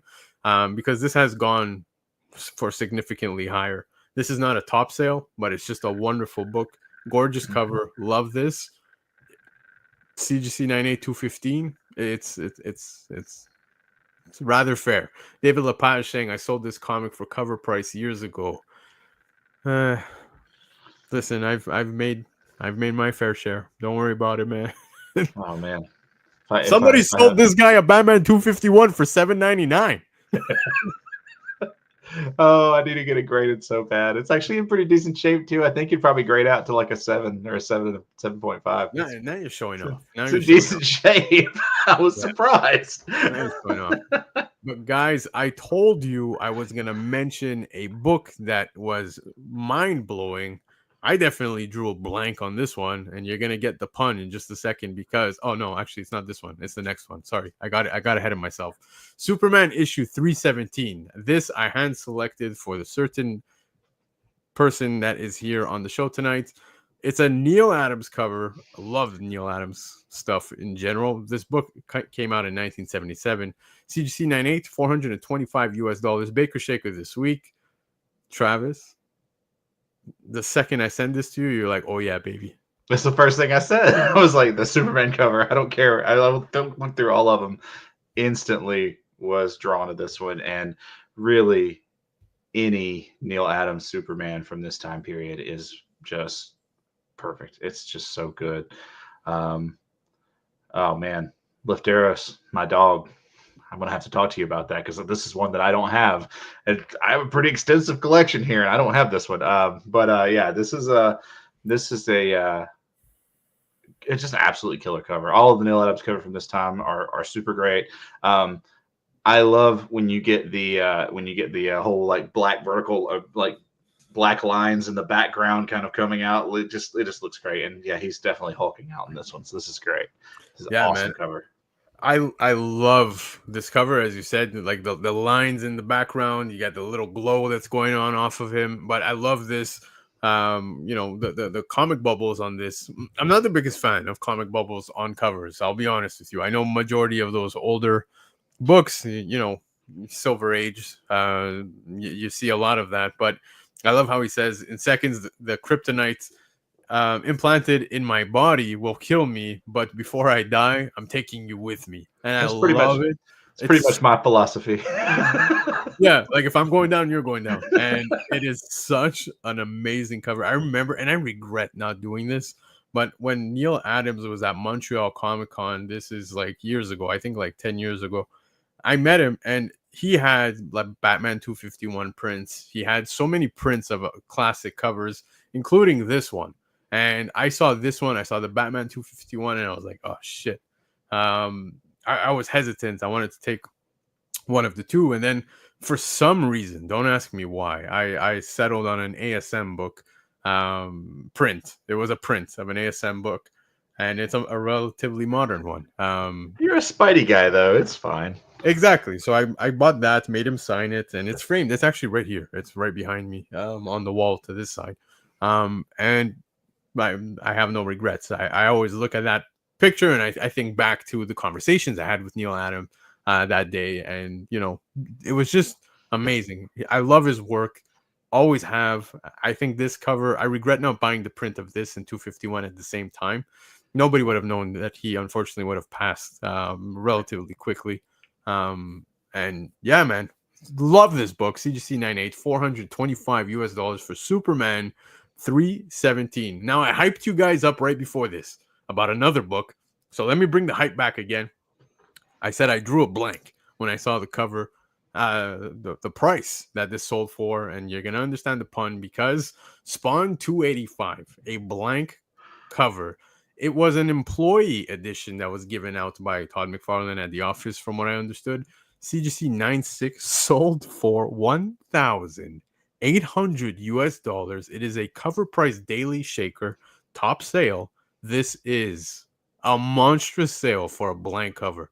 But again, as Michael Baker is saying within the chat, these blank employee variants are the bane of all Spawn collectors' existence because they're so damn hard to find. If you were not an employee, you were not walking away with this, right? And if you want to have this in your collection, well, now you know what it's going to cost you, dude. This sets somebody back for a 9.6, $1,800, man. Yeah, so these employee variants have been creeping around. They've been showing up here lately because in the last couple of weeks on the Shaker Report, we've had some of these Boom Studios employee variants, these Christmas variants where they go have their company Christmas party or whatever, and they give out variants to everyone. And they're starting to some employee is just sitting back like, yeah, all right, I did it. I who sold this. Yeah, right, exactly. Yeah. I kept it completely blank, and now I sold it. I just sold a blank Spawn cover for $1,800. It's great. Yeah. But no, it's these books are super low print run, incredibly hard to find. Most of these employees are not getting rid of them, so when they do come up, they are not going to come back up for some time. It's just like Baker is saying. They're just impossible to find. But you never know. Might get somebody who's, just looking to clear out or, looking to make some quick cash. And this is an easy way to do it if you work there and you got one of these without a question. So it's funny because Michael Baker did not send this to me as a Baker Shaker. I caught this on Covrprice and I immediately messaged Mr. Baker and I'm like, okay, Baker, talk to me. Tell me this cannot be true, right? And he's like, oh no, dude, this is a legit sale. He's like, dude, and he's saying it in the chat. I even noted it here so that I could tell you guys, because he was telling me there's employee variants for also Spawn 270, 286, 287, 288, and 290. And there's like the Spawn font is red on one, this one here being green. There's, different ones. And these employee ones, clearly, as you could see, going for a premium. Now that's for Spawn, but some, you brought up a point, Travis, that example, take that Transformers one, right?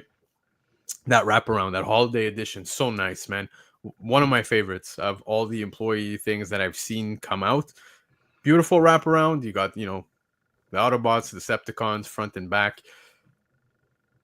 These employee things are starting to, get a lot more love. I'm seeing a lot more sales of them, taking place. And obviously, Derek made a good point with layoffs happening.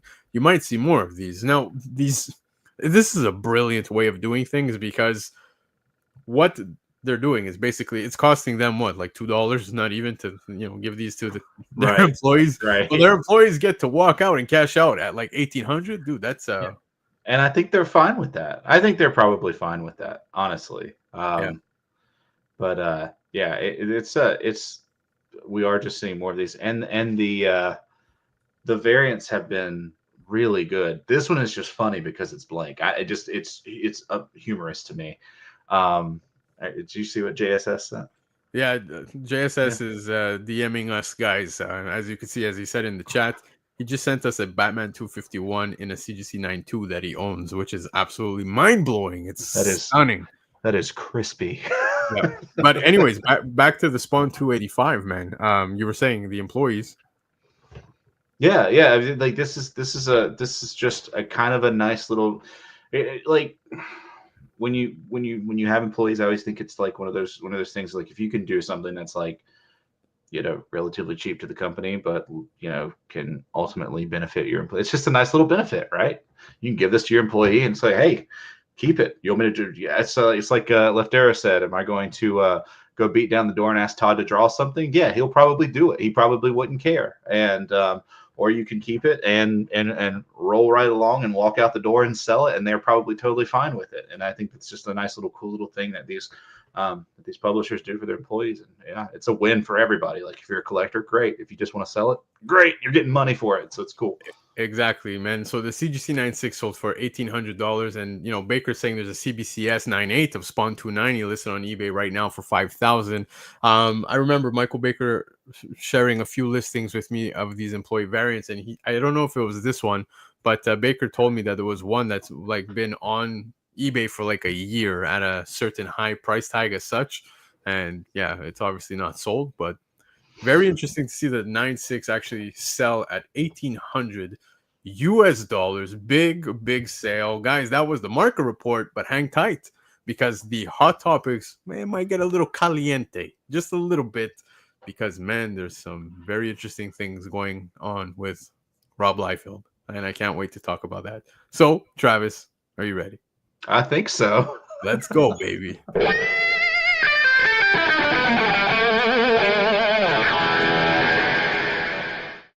All right, guys, hot topics of the week. Let's kick it off with the first one being Batman. What?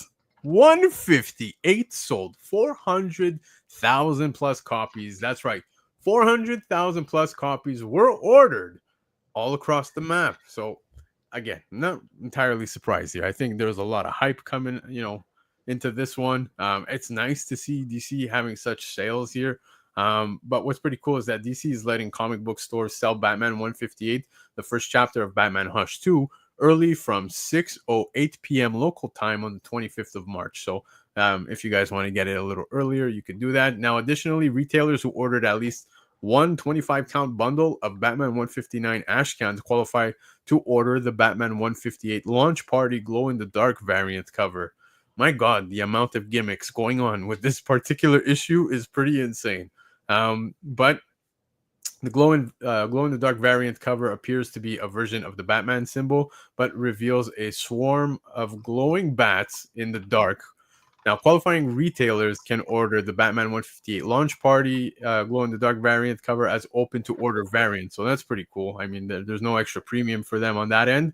They just need to qualify with the actual order. Now, additionally, DC Comics is set to publish a giant-sized version of Batman 158 by Jeff Loeb, Jim Lee, Scott Williams, and Alex Sinclair at artboard size. So now that too is also going to be making its way. Batman 158 giant size special edition is a special widescreen edition of the issue, measuring at 11 by 17 at the size that it was created. Batman 158 giant size special edition arrives with a standard cover at $14.99, and obviously you're going to get a foil at $19.99, which is, again, pretty cool. Lots of gimmicks, as I said, lots of gimmicks for this particular issue. And so far, those who did get the advanced copy to read, I mean, they said it was okay, right? It's all right.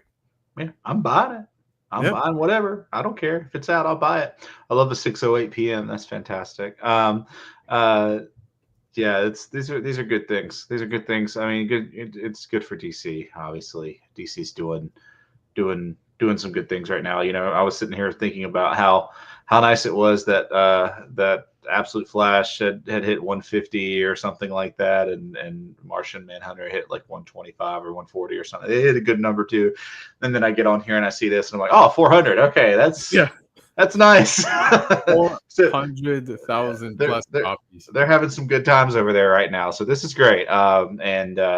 You know, I'm personally excited. I think anytime you can get, you know, Jeff Loeb writing Batman and honestly Jim Lee drawing Batman, and this is a great time. It's, you know, it certainly may not be up there with Hush, you know, the original, but you know where the original Hush ranks in the pantheon of great Batman stories is also pretty debatable. I think it's a really good Batman story. You know, I don't know where I would rank it, and I'm not going to get into that tonight. But you know, it's pretty good. But this is a great this is a great thing for DC, obviously, and they're gonna milk it. They're gonna milk it for sure. They got to. Dude, they're coming out with every version possible. Like you're getting foil covers. There's a ton of exclusives that fall into this 400,000 plus as well, guys. So don't forget that. But then you're looking at $14.99 cover price for this 11 by 17 that was created. Then you get the foil at 19. So like, there's tons of stuff coming out related to this, and it's pretty interesting to see. As you said, they are going to capitalize. And shout out to them. You know, people are excited. Make your money, dog. Yeah, we'll see if it delivers, man. So yeah, I'm looking forward to reading this one. 6:08 p.m. I expect Travis to be in line at his LCS. Now, Berserker finally getting a little more news here, guys. Apparently, Fast and Furious director boards Keanu Reeves' brutal Berserker movie. That's right, we're getting Justin Lin from Fast and Furious, who's going to be directing this. Now, I guess I could see it. You know, you get the action and all that stuff. Berserker has been talked about since launch, literally, that it was going to be brought to the big screen or whatever. And now we're getting a little more news, finally. Now, how long is this going to take? Who the fuck knows at this point? Yeah, I felt like it's like you said, we talked about it like the second it came out. You know, we were hearing about this being turned into a film, and you know, we're finally getting something. That's nice. But you know, we'll see how long it takes to get from there to the end result. But you know, it'd be a good movie, I'm sure, or at least an enjoyable movie, I would say. Berserker's cool. I like Berserker just fine. It's a cool book. Yeah, it's all right, man. I remember people going apeshit for the second print, third print, because it was limited. Yeah. And dude, I got them all. I got lucky, but man, those things exploded at launch and then dropped very fast because Berserker, I believe people they lost faith, to be honest, rather fast. It was you didn't hear anything after that initial wave, and it did fall off a cliff. They definitely lost faith here. But you know, I think it's one of those things that it felt like it was sort of made for that to begin with, and that's fine. That's probably going to be a good time. Like I said, the book's pretty good, so it's cool. Yep. Exactly. I'm excited. We'll see if we get any more news in the upcoming weeks, months. We shall see. But PSA, let's talk about this, guys. Unfortunately, in the real world, shit is going all over the place. The tariff stuff between countries and all of this madness. But right now, PSA is saying how new tariff regulations are affecting PSA, and due to the tariffs taking effect on Tuesday, March 4th, PSA will be temporarily pausing the acceptance of direct PSA grading submissions from customers located in Canada, China, Hong Kong, and Mexico. For customers in Canada, though, so we do have a little bit still of a way of going around this. Submissions can still be made by dropping off or sending cards to their official PSA submission center in Halifax. But again, now they're saying that meanwhile, they're working on solutions to allow PSA customers in China and Hong Kong to create and send their stuff as well. PSA 2025 it was looking like we're going to be getting the comic side and magazine side of this. So now with the tariffs, and they're already now saying this about the card submission, it's not looking good for the comics and magazines, right? If we continue down this road. No, not for now. I'm sure we'll find a way to hopefully work through that. But yeah, at least for folks in Canada, you do have a little bit of an out with the cards, but um, it, that's kind of what we're assuming here, that's cards only. Yeah. Yeah. So yeah, it's tough. But hopefully everybody can come to an agreement. We can all get copacetic and we can all just move on with our lives here and get back to our normal stuff here. Oh Because yeah, man. it's just a pain in the ass for everybody. That's part of the hobby. It's just, we need to send stuff off to get graded, and this is tough. It's tough on everybody. It's So definitely a stick in the wheel, so to speak, right? Like yeah, that's what it feels like. Hopefully, as you said, things will change, but I'm definitely going to keep an eye out on this because PSA did this. I've not heard anything from CGC yet, but I'd only imagine things will start to change, man. I heard that somebody had a hard time bringing comics back. One particular comic back from a purchase that they did in the United States to bring it to Canada, and they got taxed, they got like fees, tariff, this, that, they got like annihilated bringing that book back. Do I know if it's true at 100%? I don't know. But I did see a post about that, and I was like, man, if this is true, this sucks because I intend on going to, several cons in the United States. I want to go to Terrific Con. I want to go all around, right? And if I'm going to be leaving with a short box to get signed, are they going to hit me on my own books? You know what I mean? Like, how is this going to play right, out? right.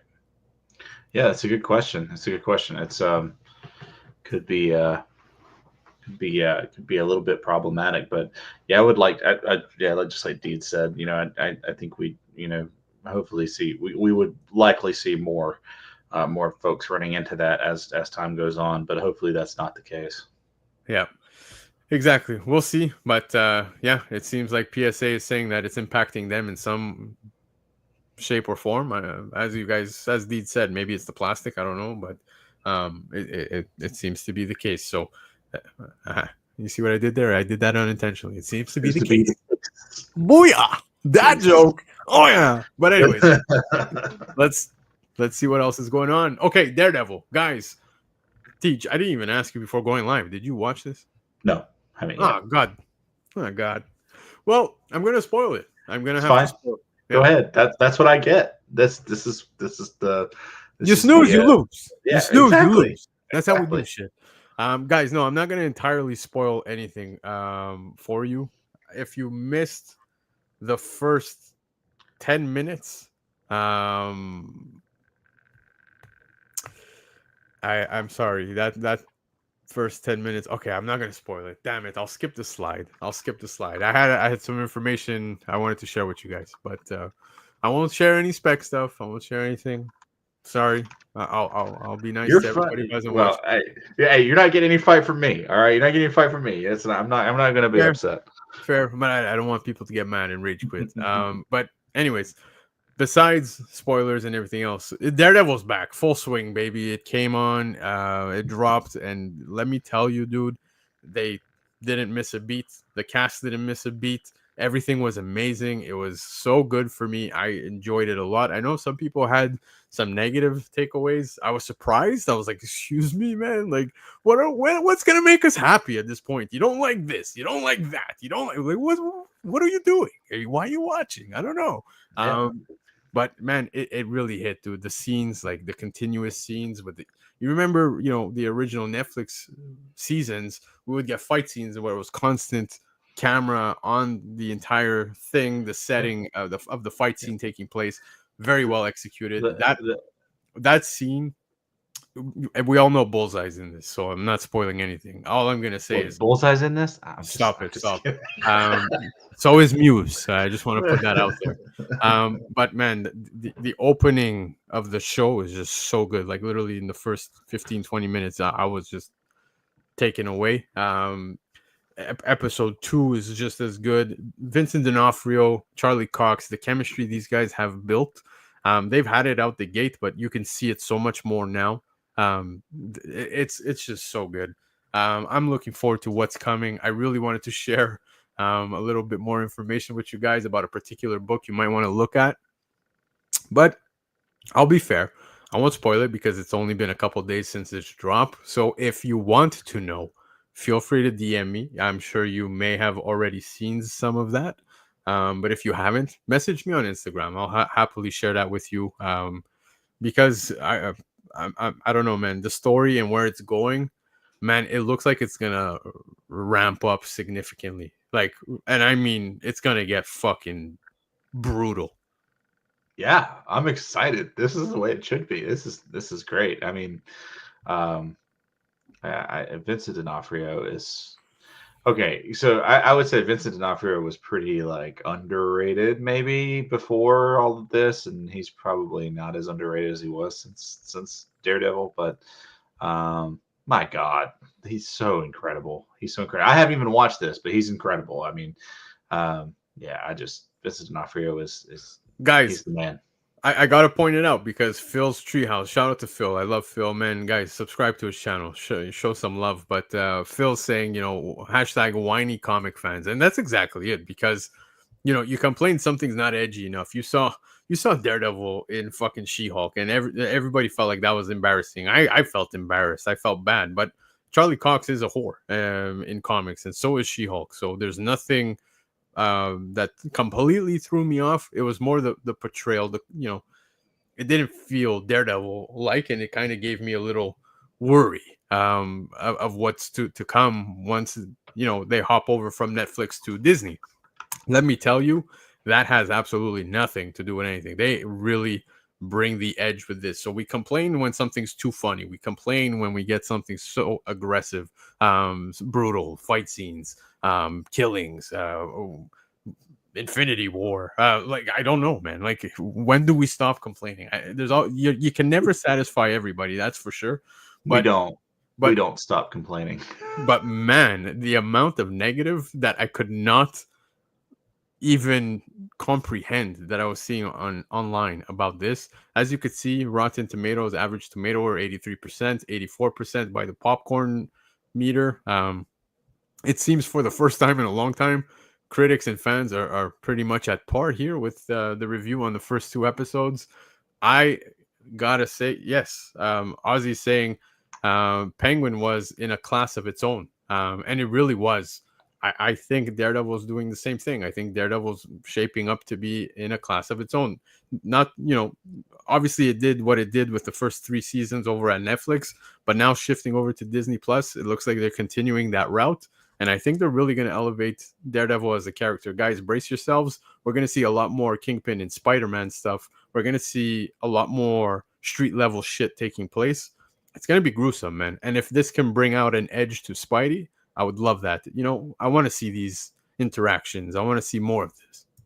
Yeah, I all day, all day. It's just this is great. And to your point, I think we're getting to the point to where we've had enough comic book based media that we're past the point of everybody just wanting something on the screen. I know you remember the days when before before we had Tobey Maguire Spider-Man, the only thing we really had truly was, well, in that era was Batman, and then you had Superman in the '70s, and but those were like the kind of the stalwarts then, and then you know it felt like the boom really started with Tobey Maguire, and has just continued to just roll and roll and roll for so many years now. Um, you know, we've got a lot, and Yeah. I think it sort of lends itself to people just being hypercritical of everything. There's always going to be a very strong group, very strongly opinionated group of people. For me, I'm still in the childlike innocence phase here of, ooh, more Daredevil on TV. Ooh, more Spider-Man. Ooh, Yo, more King. Like I'm still like that every time I see Travis, something. I've said it before, man. Like everybody thinks they're fucking Cisco and Ebert all of a sudden. Like fucking enjoy it is what I'm saying. Take it for what Right. it is. Yeah. I've been criticized by people close to me, even that I'm too positive when it comes to shit like this. Guys, we live in a good time to be a geek. You know what I mean? It's cool to be a geek. We enjoy these things, and these things I never thought I would see come to life in such a fashion. I remember watching Transformers for the first time under Shia LaBeouf, Michael Bay, and I was like, "Oh, what is going on?" Right? This is next level geekness for me. But that's me. I can understand why somebody would be a little upset on certain things. Don't get me wrong, dude. When I saw Spider-Man Homecoming for the first time, that was not Peter Parker to me. That was what is going on. I was kind of thrown off. I was pissed. But then when you get to the end of No Way Home, you're like, oh, okay, I see what they did here. You know what I mean? They gave him a complete different origin, but now it's back to basics. Now, okay, we got our Peter Parker. He's lost it all. Right. So I don't know. I'm just enjoying things for what they are, and I encourage everybody to do the same thing, man. It's like I said, it's a good time to be a fucking geek, man. Yeah. And I'm enjoying the ride for what it is right now. But anyways, I won't go into more Daredevil talk because I don't want to spoil anything. So I'll move on to this one because unfortunately, Travis, yes, an attempt to block James Gunn's movie from releasing in certain countries, Superman movie lawsuit escalates as creator's estate makes new moves. Now, we did get news about 2 days ago now following this that Warner Bros. Discovery and DC Comics have moved to throw out a lawsuit over the copyrights to Superman in foreign territories, arguing the issue has already been exhaustively litigated. Mark Peary, the nephew of the late Superman co-creator Joe Shuster, filed the suit in January seeking to invalidate the studio's copyrights under the laws of the United Kingdom, Canada, Australia, and Ireland. If successful, the lawsuit could interfere with the release in July of Superman, starring David Corenswet and directed by James Gunn. In a motion to dismiss filed Wednesday, Warner Bros. Noted that courts have repeatedly rejected Peary's claims, finding that his mother, Jean Peavy, signed away all rights to the Superman character after Shuster's death in 1992, which is good. I mean, for on that front, it looks like we're still going to get the ball rolling. Yeah, this happens every time. This literally happens every time a new Superman movie comes out, and it's always killed. It's been litigated to death.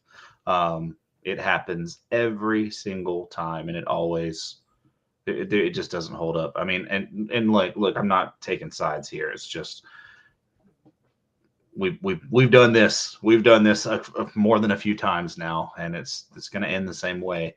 I don't see any kind of. I would not expect any kind of change. There's nothing different going to happen here. This movie will very likely come out on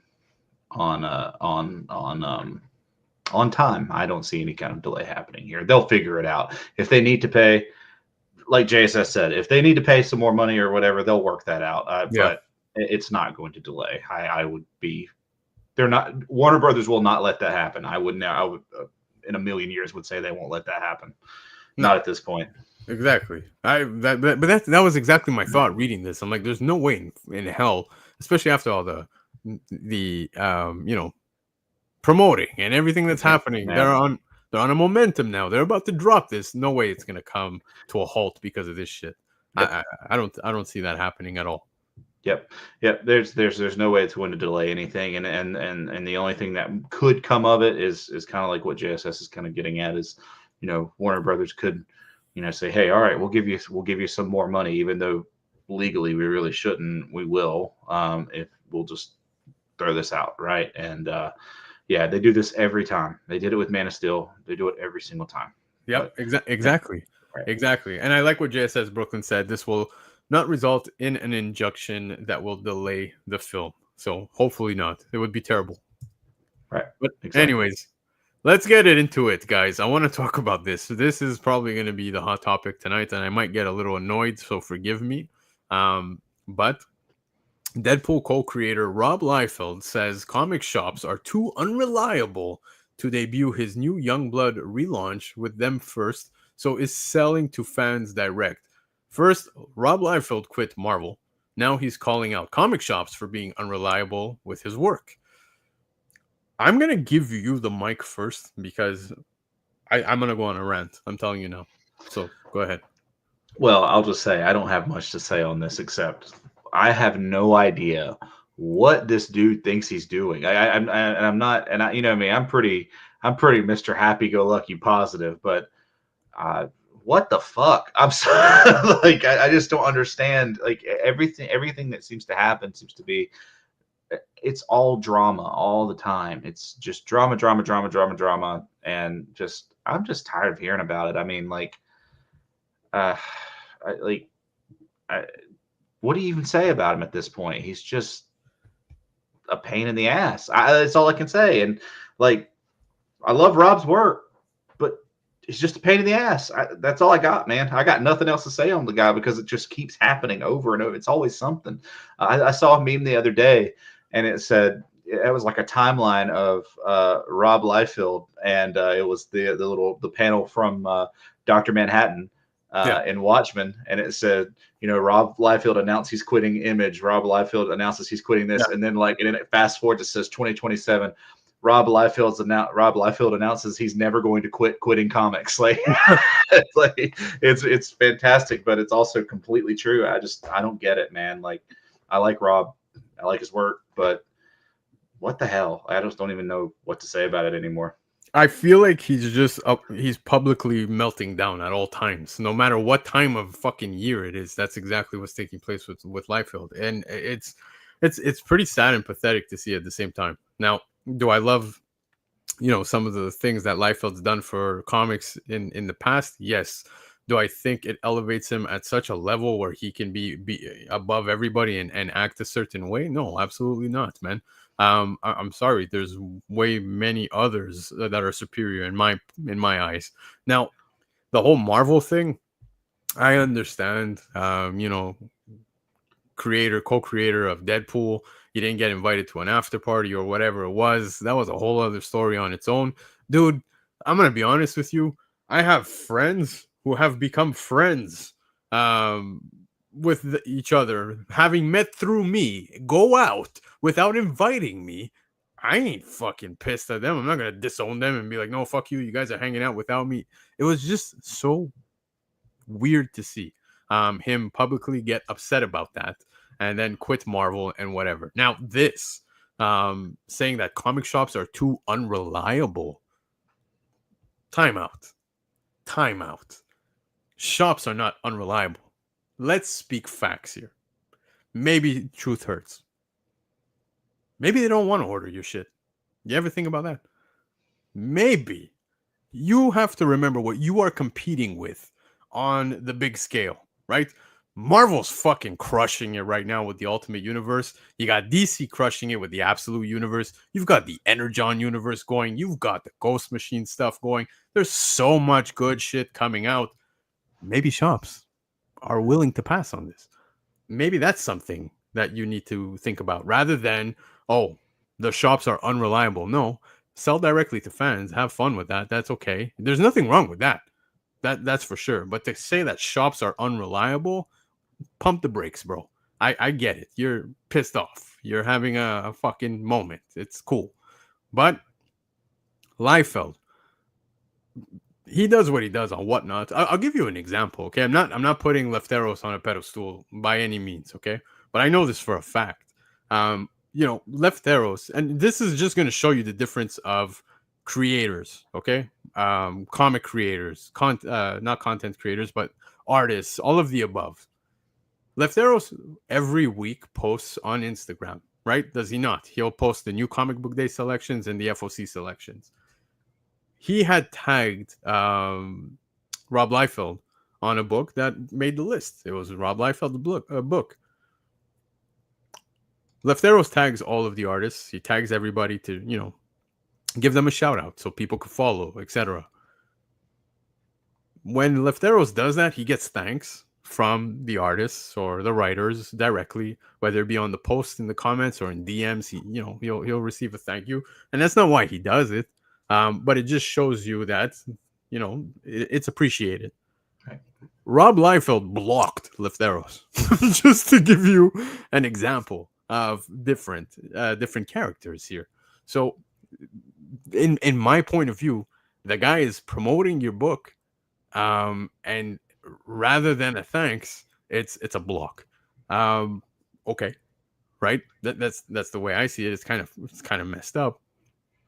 So rather than attack the comic shops, man, maybe dig a little deeper here, man, because it's not the shops, dude, that are unreliable. Like I said, right now is a very competitive market.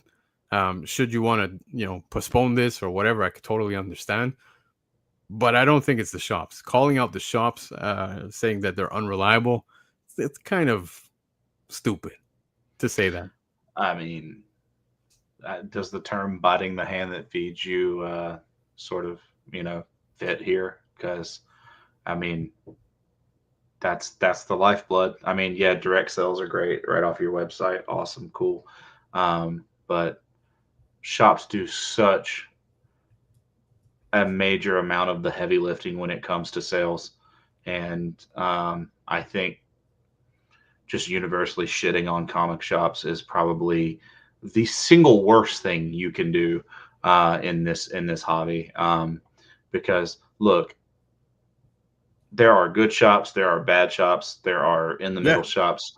That's fine. That's the way it goes, right? But universally, it kind of goes without saying you should be pretty thankful for your comic shops. It doesn't matter, big, small, in the middle, doesn't matter, good, bad, indifferent, doesn't matter. I think you should be thankful because these absolutely are the lifeblood of the hobby. And you're just saying, I'm going to take my book and I'm going to go home. I'm going to take my ball and going home. I'm going to take my book and go home for some bullshit reason, some kind of agenda that's going on with whatever. And dude, like, do your thing. That's fine. And Rob, if you're listening, I'm sorry if I hurt your feelings, but you can block me. It's cool. But like, maybe, like you said, maybe shops just aren't really looking for young blood, number one, right now. Maybe it's just not heavy ordering. And, I don't know, man. Just to say they're unreliable, that seems like, just a way of saying, trying to come up with some reason to fit your narrative. I don't buy that at all. That reminds me exactly of the YouTubers who are saying comics are dead. No disrespect. If that's the type of content you want to put out, cool. I don't see any positive that you can bring into the hobby by doing such stuff. Clearly, it's not dead. I'm just gonna go back a few slides. What did I just show you? 400,000 plus copies ordered of Batman Hush. When you put out good content that people give a shit about, or there's hype behind it, people are gonna buy in. They're gonna enjoy it. Not every fucking comic is gonna slap at release. Yeah. Not everything is gonna pop. We're not gonna hit those COVID numbers that we were hitting, on the secondary market. Is our comics dead? I don't think so. In fact, Covrprice themselves put out a very interesting article at the beginning of year covering how the numbers on the secondary market this year, the amount of coins spent was more than the COVID boom. So just to give you an idea, I don't think it's dead at all. But I put that into the same category. It's, people are, like we just said, shitting on TV shows or movies because it fits their narrative, right? They're going to create an entire hate farm. And that's their way of doing things. And I genuinely don't understand why. And And it's kind of like Rob Liefeld doing the same thing. It's like, yeah, I'm gonna blame the shops, call them unreliable, which made no sense to me. Well, where would Rob Liefeld be without those shops selling his books in the 90s? Exactly my point. So why would you say that? And shops are not unreliable right now, especially when you factor what's actually happening. Distribution networks are unreliable. That's a thing. Exactly. Yeah, But that's exactly where I was going with that. Shops know, and with everything going on that they're having to deal with, they're fucking keeping this running and like stressing to do so, going through hoops like crazy in order to do so, with everything happening distribution wise. So to, I don't know, to say something like that was pretty fucking stupid. Just my opinion. Now, I cannot disagree. yeah, but again, do I, I appreciate what Rob Liefeld's done for comics. Like you said, you brought up the 90s, dude. Deadpool's one of my favorite characters. But I don't know, man. It seems he's going through something, man, and it's like pointing fingers, never willing to, look, take a deep look inside, man, and What see is it? What is it we always say? Like when somebody's been in like 10 relationships and it's always the other person's fault. That maybe that's not totally true. You know what I mean? Like it's always, oh, it's his fault. It's his fault. It's his fault. Well, maybe it's you're the one that's been in 10 of them. Yeah. You know what I mean? Like, Travis, to touch on what you were just saying, what he does also mention is going, direct to fans. That is something, as we just spoke about, with the issues happening with distribution stuff. It could take place, something we could see more of, right? Content creators, comic creators, sorry. I could totally see that taking place. I had a friend in one of our group chats, Jason. He dropped a link with somebody here locally who's creating indie comics in Montreal. Creates indie comics. His name's Andy Belanger, and he's creating them and selling them direct. That's how he's operating. And like I said, that's something we could be seeing more of. So should Liefeld go that route, that's cool. You know what I mean? That's great and all, but the distribution issues are still there. I mean, like that's the thing. Like you're still going to have to rely on an external third party to get that. I mean, even if you're going direct ship, there's still going to be that level of inconsistency. And I mean, if you think that whatever you're using for this direct ship, whatever party you're using is going to be 100% consistent and more consistent than your local comic shop. I don't know that I buy that. I don't know. Like direct to ship is a thing, and it's a thing that I think we'll see more of over time, like you said. And it's a valuable piece of the puzzle, but it's still just a piece of the puzzle. It is not the puzzle. It's not the whole thing. But yeah, it's crazy, man. Yeah, crazy. Exactly, man. And I'm happy to see that the chat agrees with what we're saying here. And again, it's not that I hate Liefeld. It's the complete opposite. Like I said, I'm very appreciative of everything he's done for comics, but where he's ending up right now, it's kind of like, dude, take a step back, man. Just take a step back, because like, I go on social media and it's funny because like he's got a Whatnot, right? And that's where he's getting a lot of traction. He's making his sales. And he talks with people there. But besides the Whatnot stuff, I'm not seeing him, I don't know if he's keeping an eye out on what people are saying on other platforms, etc. Because there are people that feel pretty much the same way. Look, the whole chat is saying it, right? And narcissistic, a narcissist. He's a mess. He's a ton of other things. Everybody's entitled to their opinion.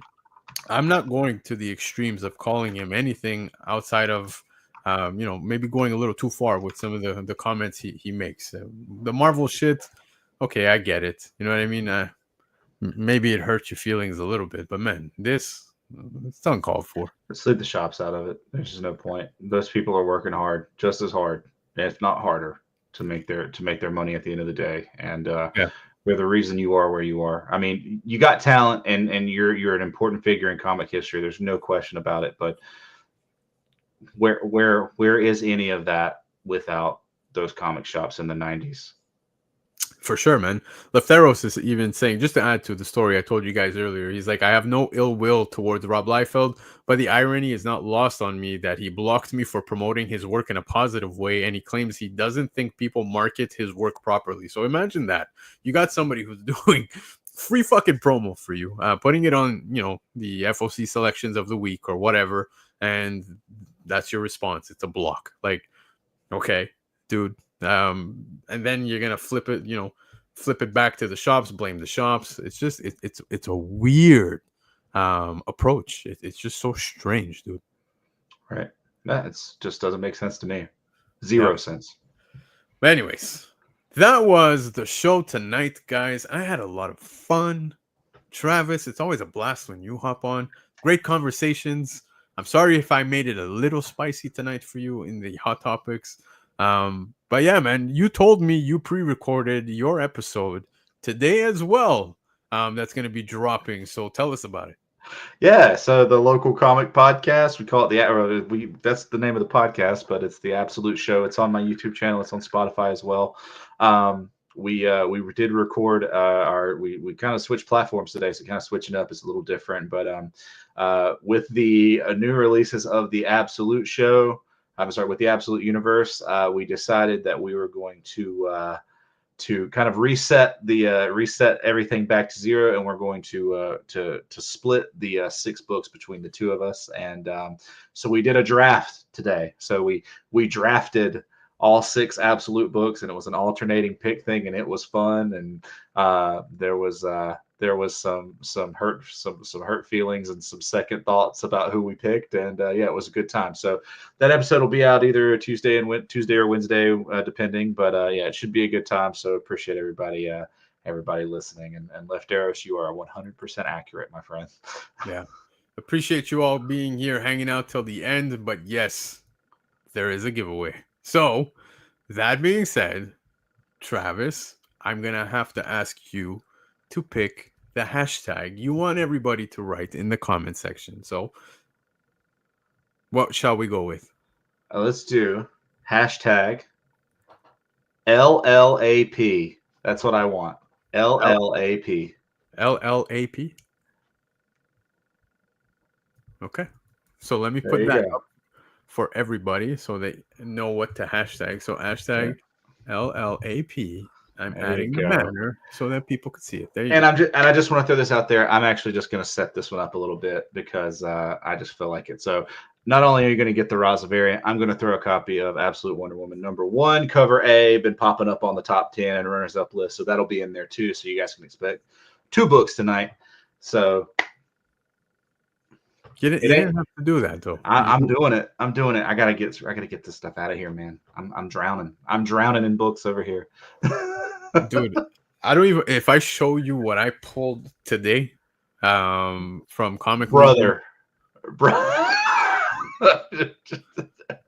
Yeah. Oh my Lord. Yeah. So again, you're gonna get this guy here. Yeah, let me put you on the Sorry about the glare. There you go. And everybody knows it by now. Absolute Wonder Woman #1, cover A. So if you didn't get one when they came out, you're going to get one now. So there you go. Got to keep it absolute. There you go, man. So I see all the hashtag LLAP. What are we hashtagging? What is LLAP, sir? Live long and prosper, brother. I knew it. Dear Lord. Dear Lord. One more time. Show us the Cody Rhodes. Oh, yeah. Here you go. Look at that. Chia Pet. That one's just for you. Yeah. Put it on. Chia, can I get a whoa? Buddy? A whoa. Give him a big whoa. But all right, man. I see we have all the entries in. I'm going to draw it in 5 seconds. Guys, if you hashtagged more than once, it's fine. But it's only going to count once towards the entry, okay? Chia Pet saying that's disgusting. Love it. Absolutely love it. The hate he has for Cody Rhodes is very, very concerning. But all right, let me start sharing the screen with you guys so we can do this spontaneous giveaway. Thanks to Travis. Thank you so much. Guys, in the description of the video, please do me a favor. Travis is a gem. As you can see, that this discussions are amazing every single time. Please do me a favor. me a favor. Go and subscribe to his channel. Show some love. Hit the like button. Do all of that fun stuff because they put on a good show, man. And I think the hobby needs a little more positivity, if I could say. But all right, let's get to it. The giveaway tool, hashtag LLAP, live long and prosper. 24 people in the draw. Let's see who wins it. Do you want to maybe drum roll? Do you want to sing us something? You want to pick up your guitar? What are we doing? I don't know. Good luck, everybody. That's all I got. That's all I got. Oh, no! No, no. I'm gonna redraw. No, I'm kidding. Congratulations to Chia Pets in typical. I guess you just gotta trash Cody Rhodes and you'll win 2 books. That's fantastic. Let's congratulate him the proper way. $2 you win, Ali.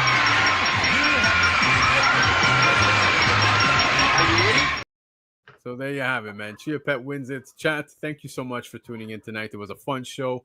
Always a blast. I love you guys. Don't forget Tuesday night. You can catch me with Laura and the crew doing the top 10 comics on Covrprice. And then I'll be hosting The Shakers on Thursday nights, 9 p.m. Eastern time.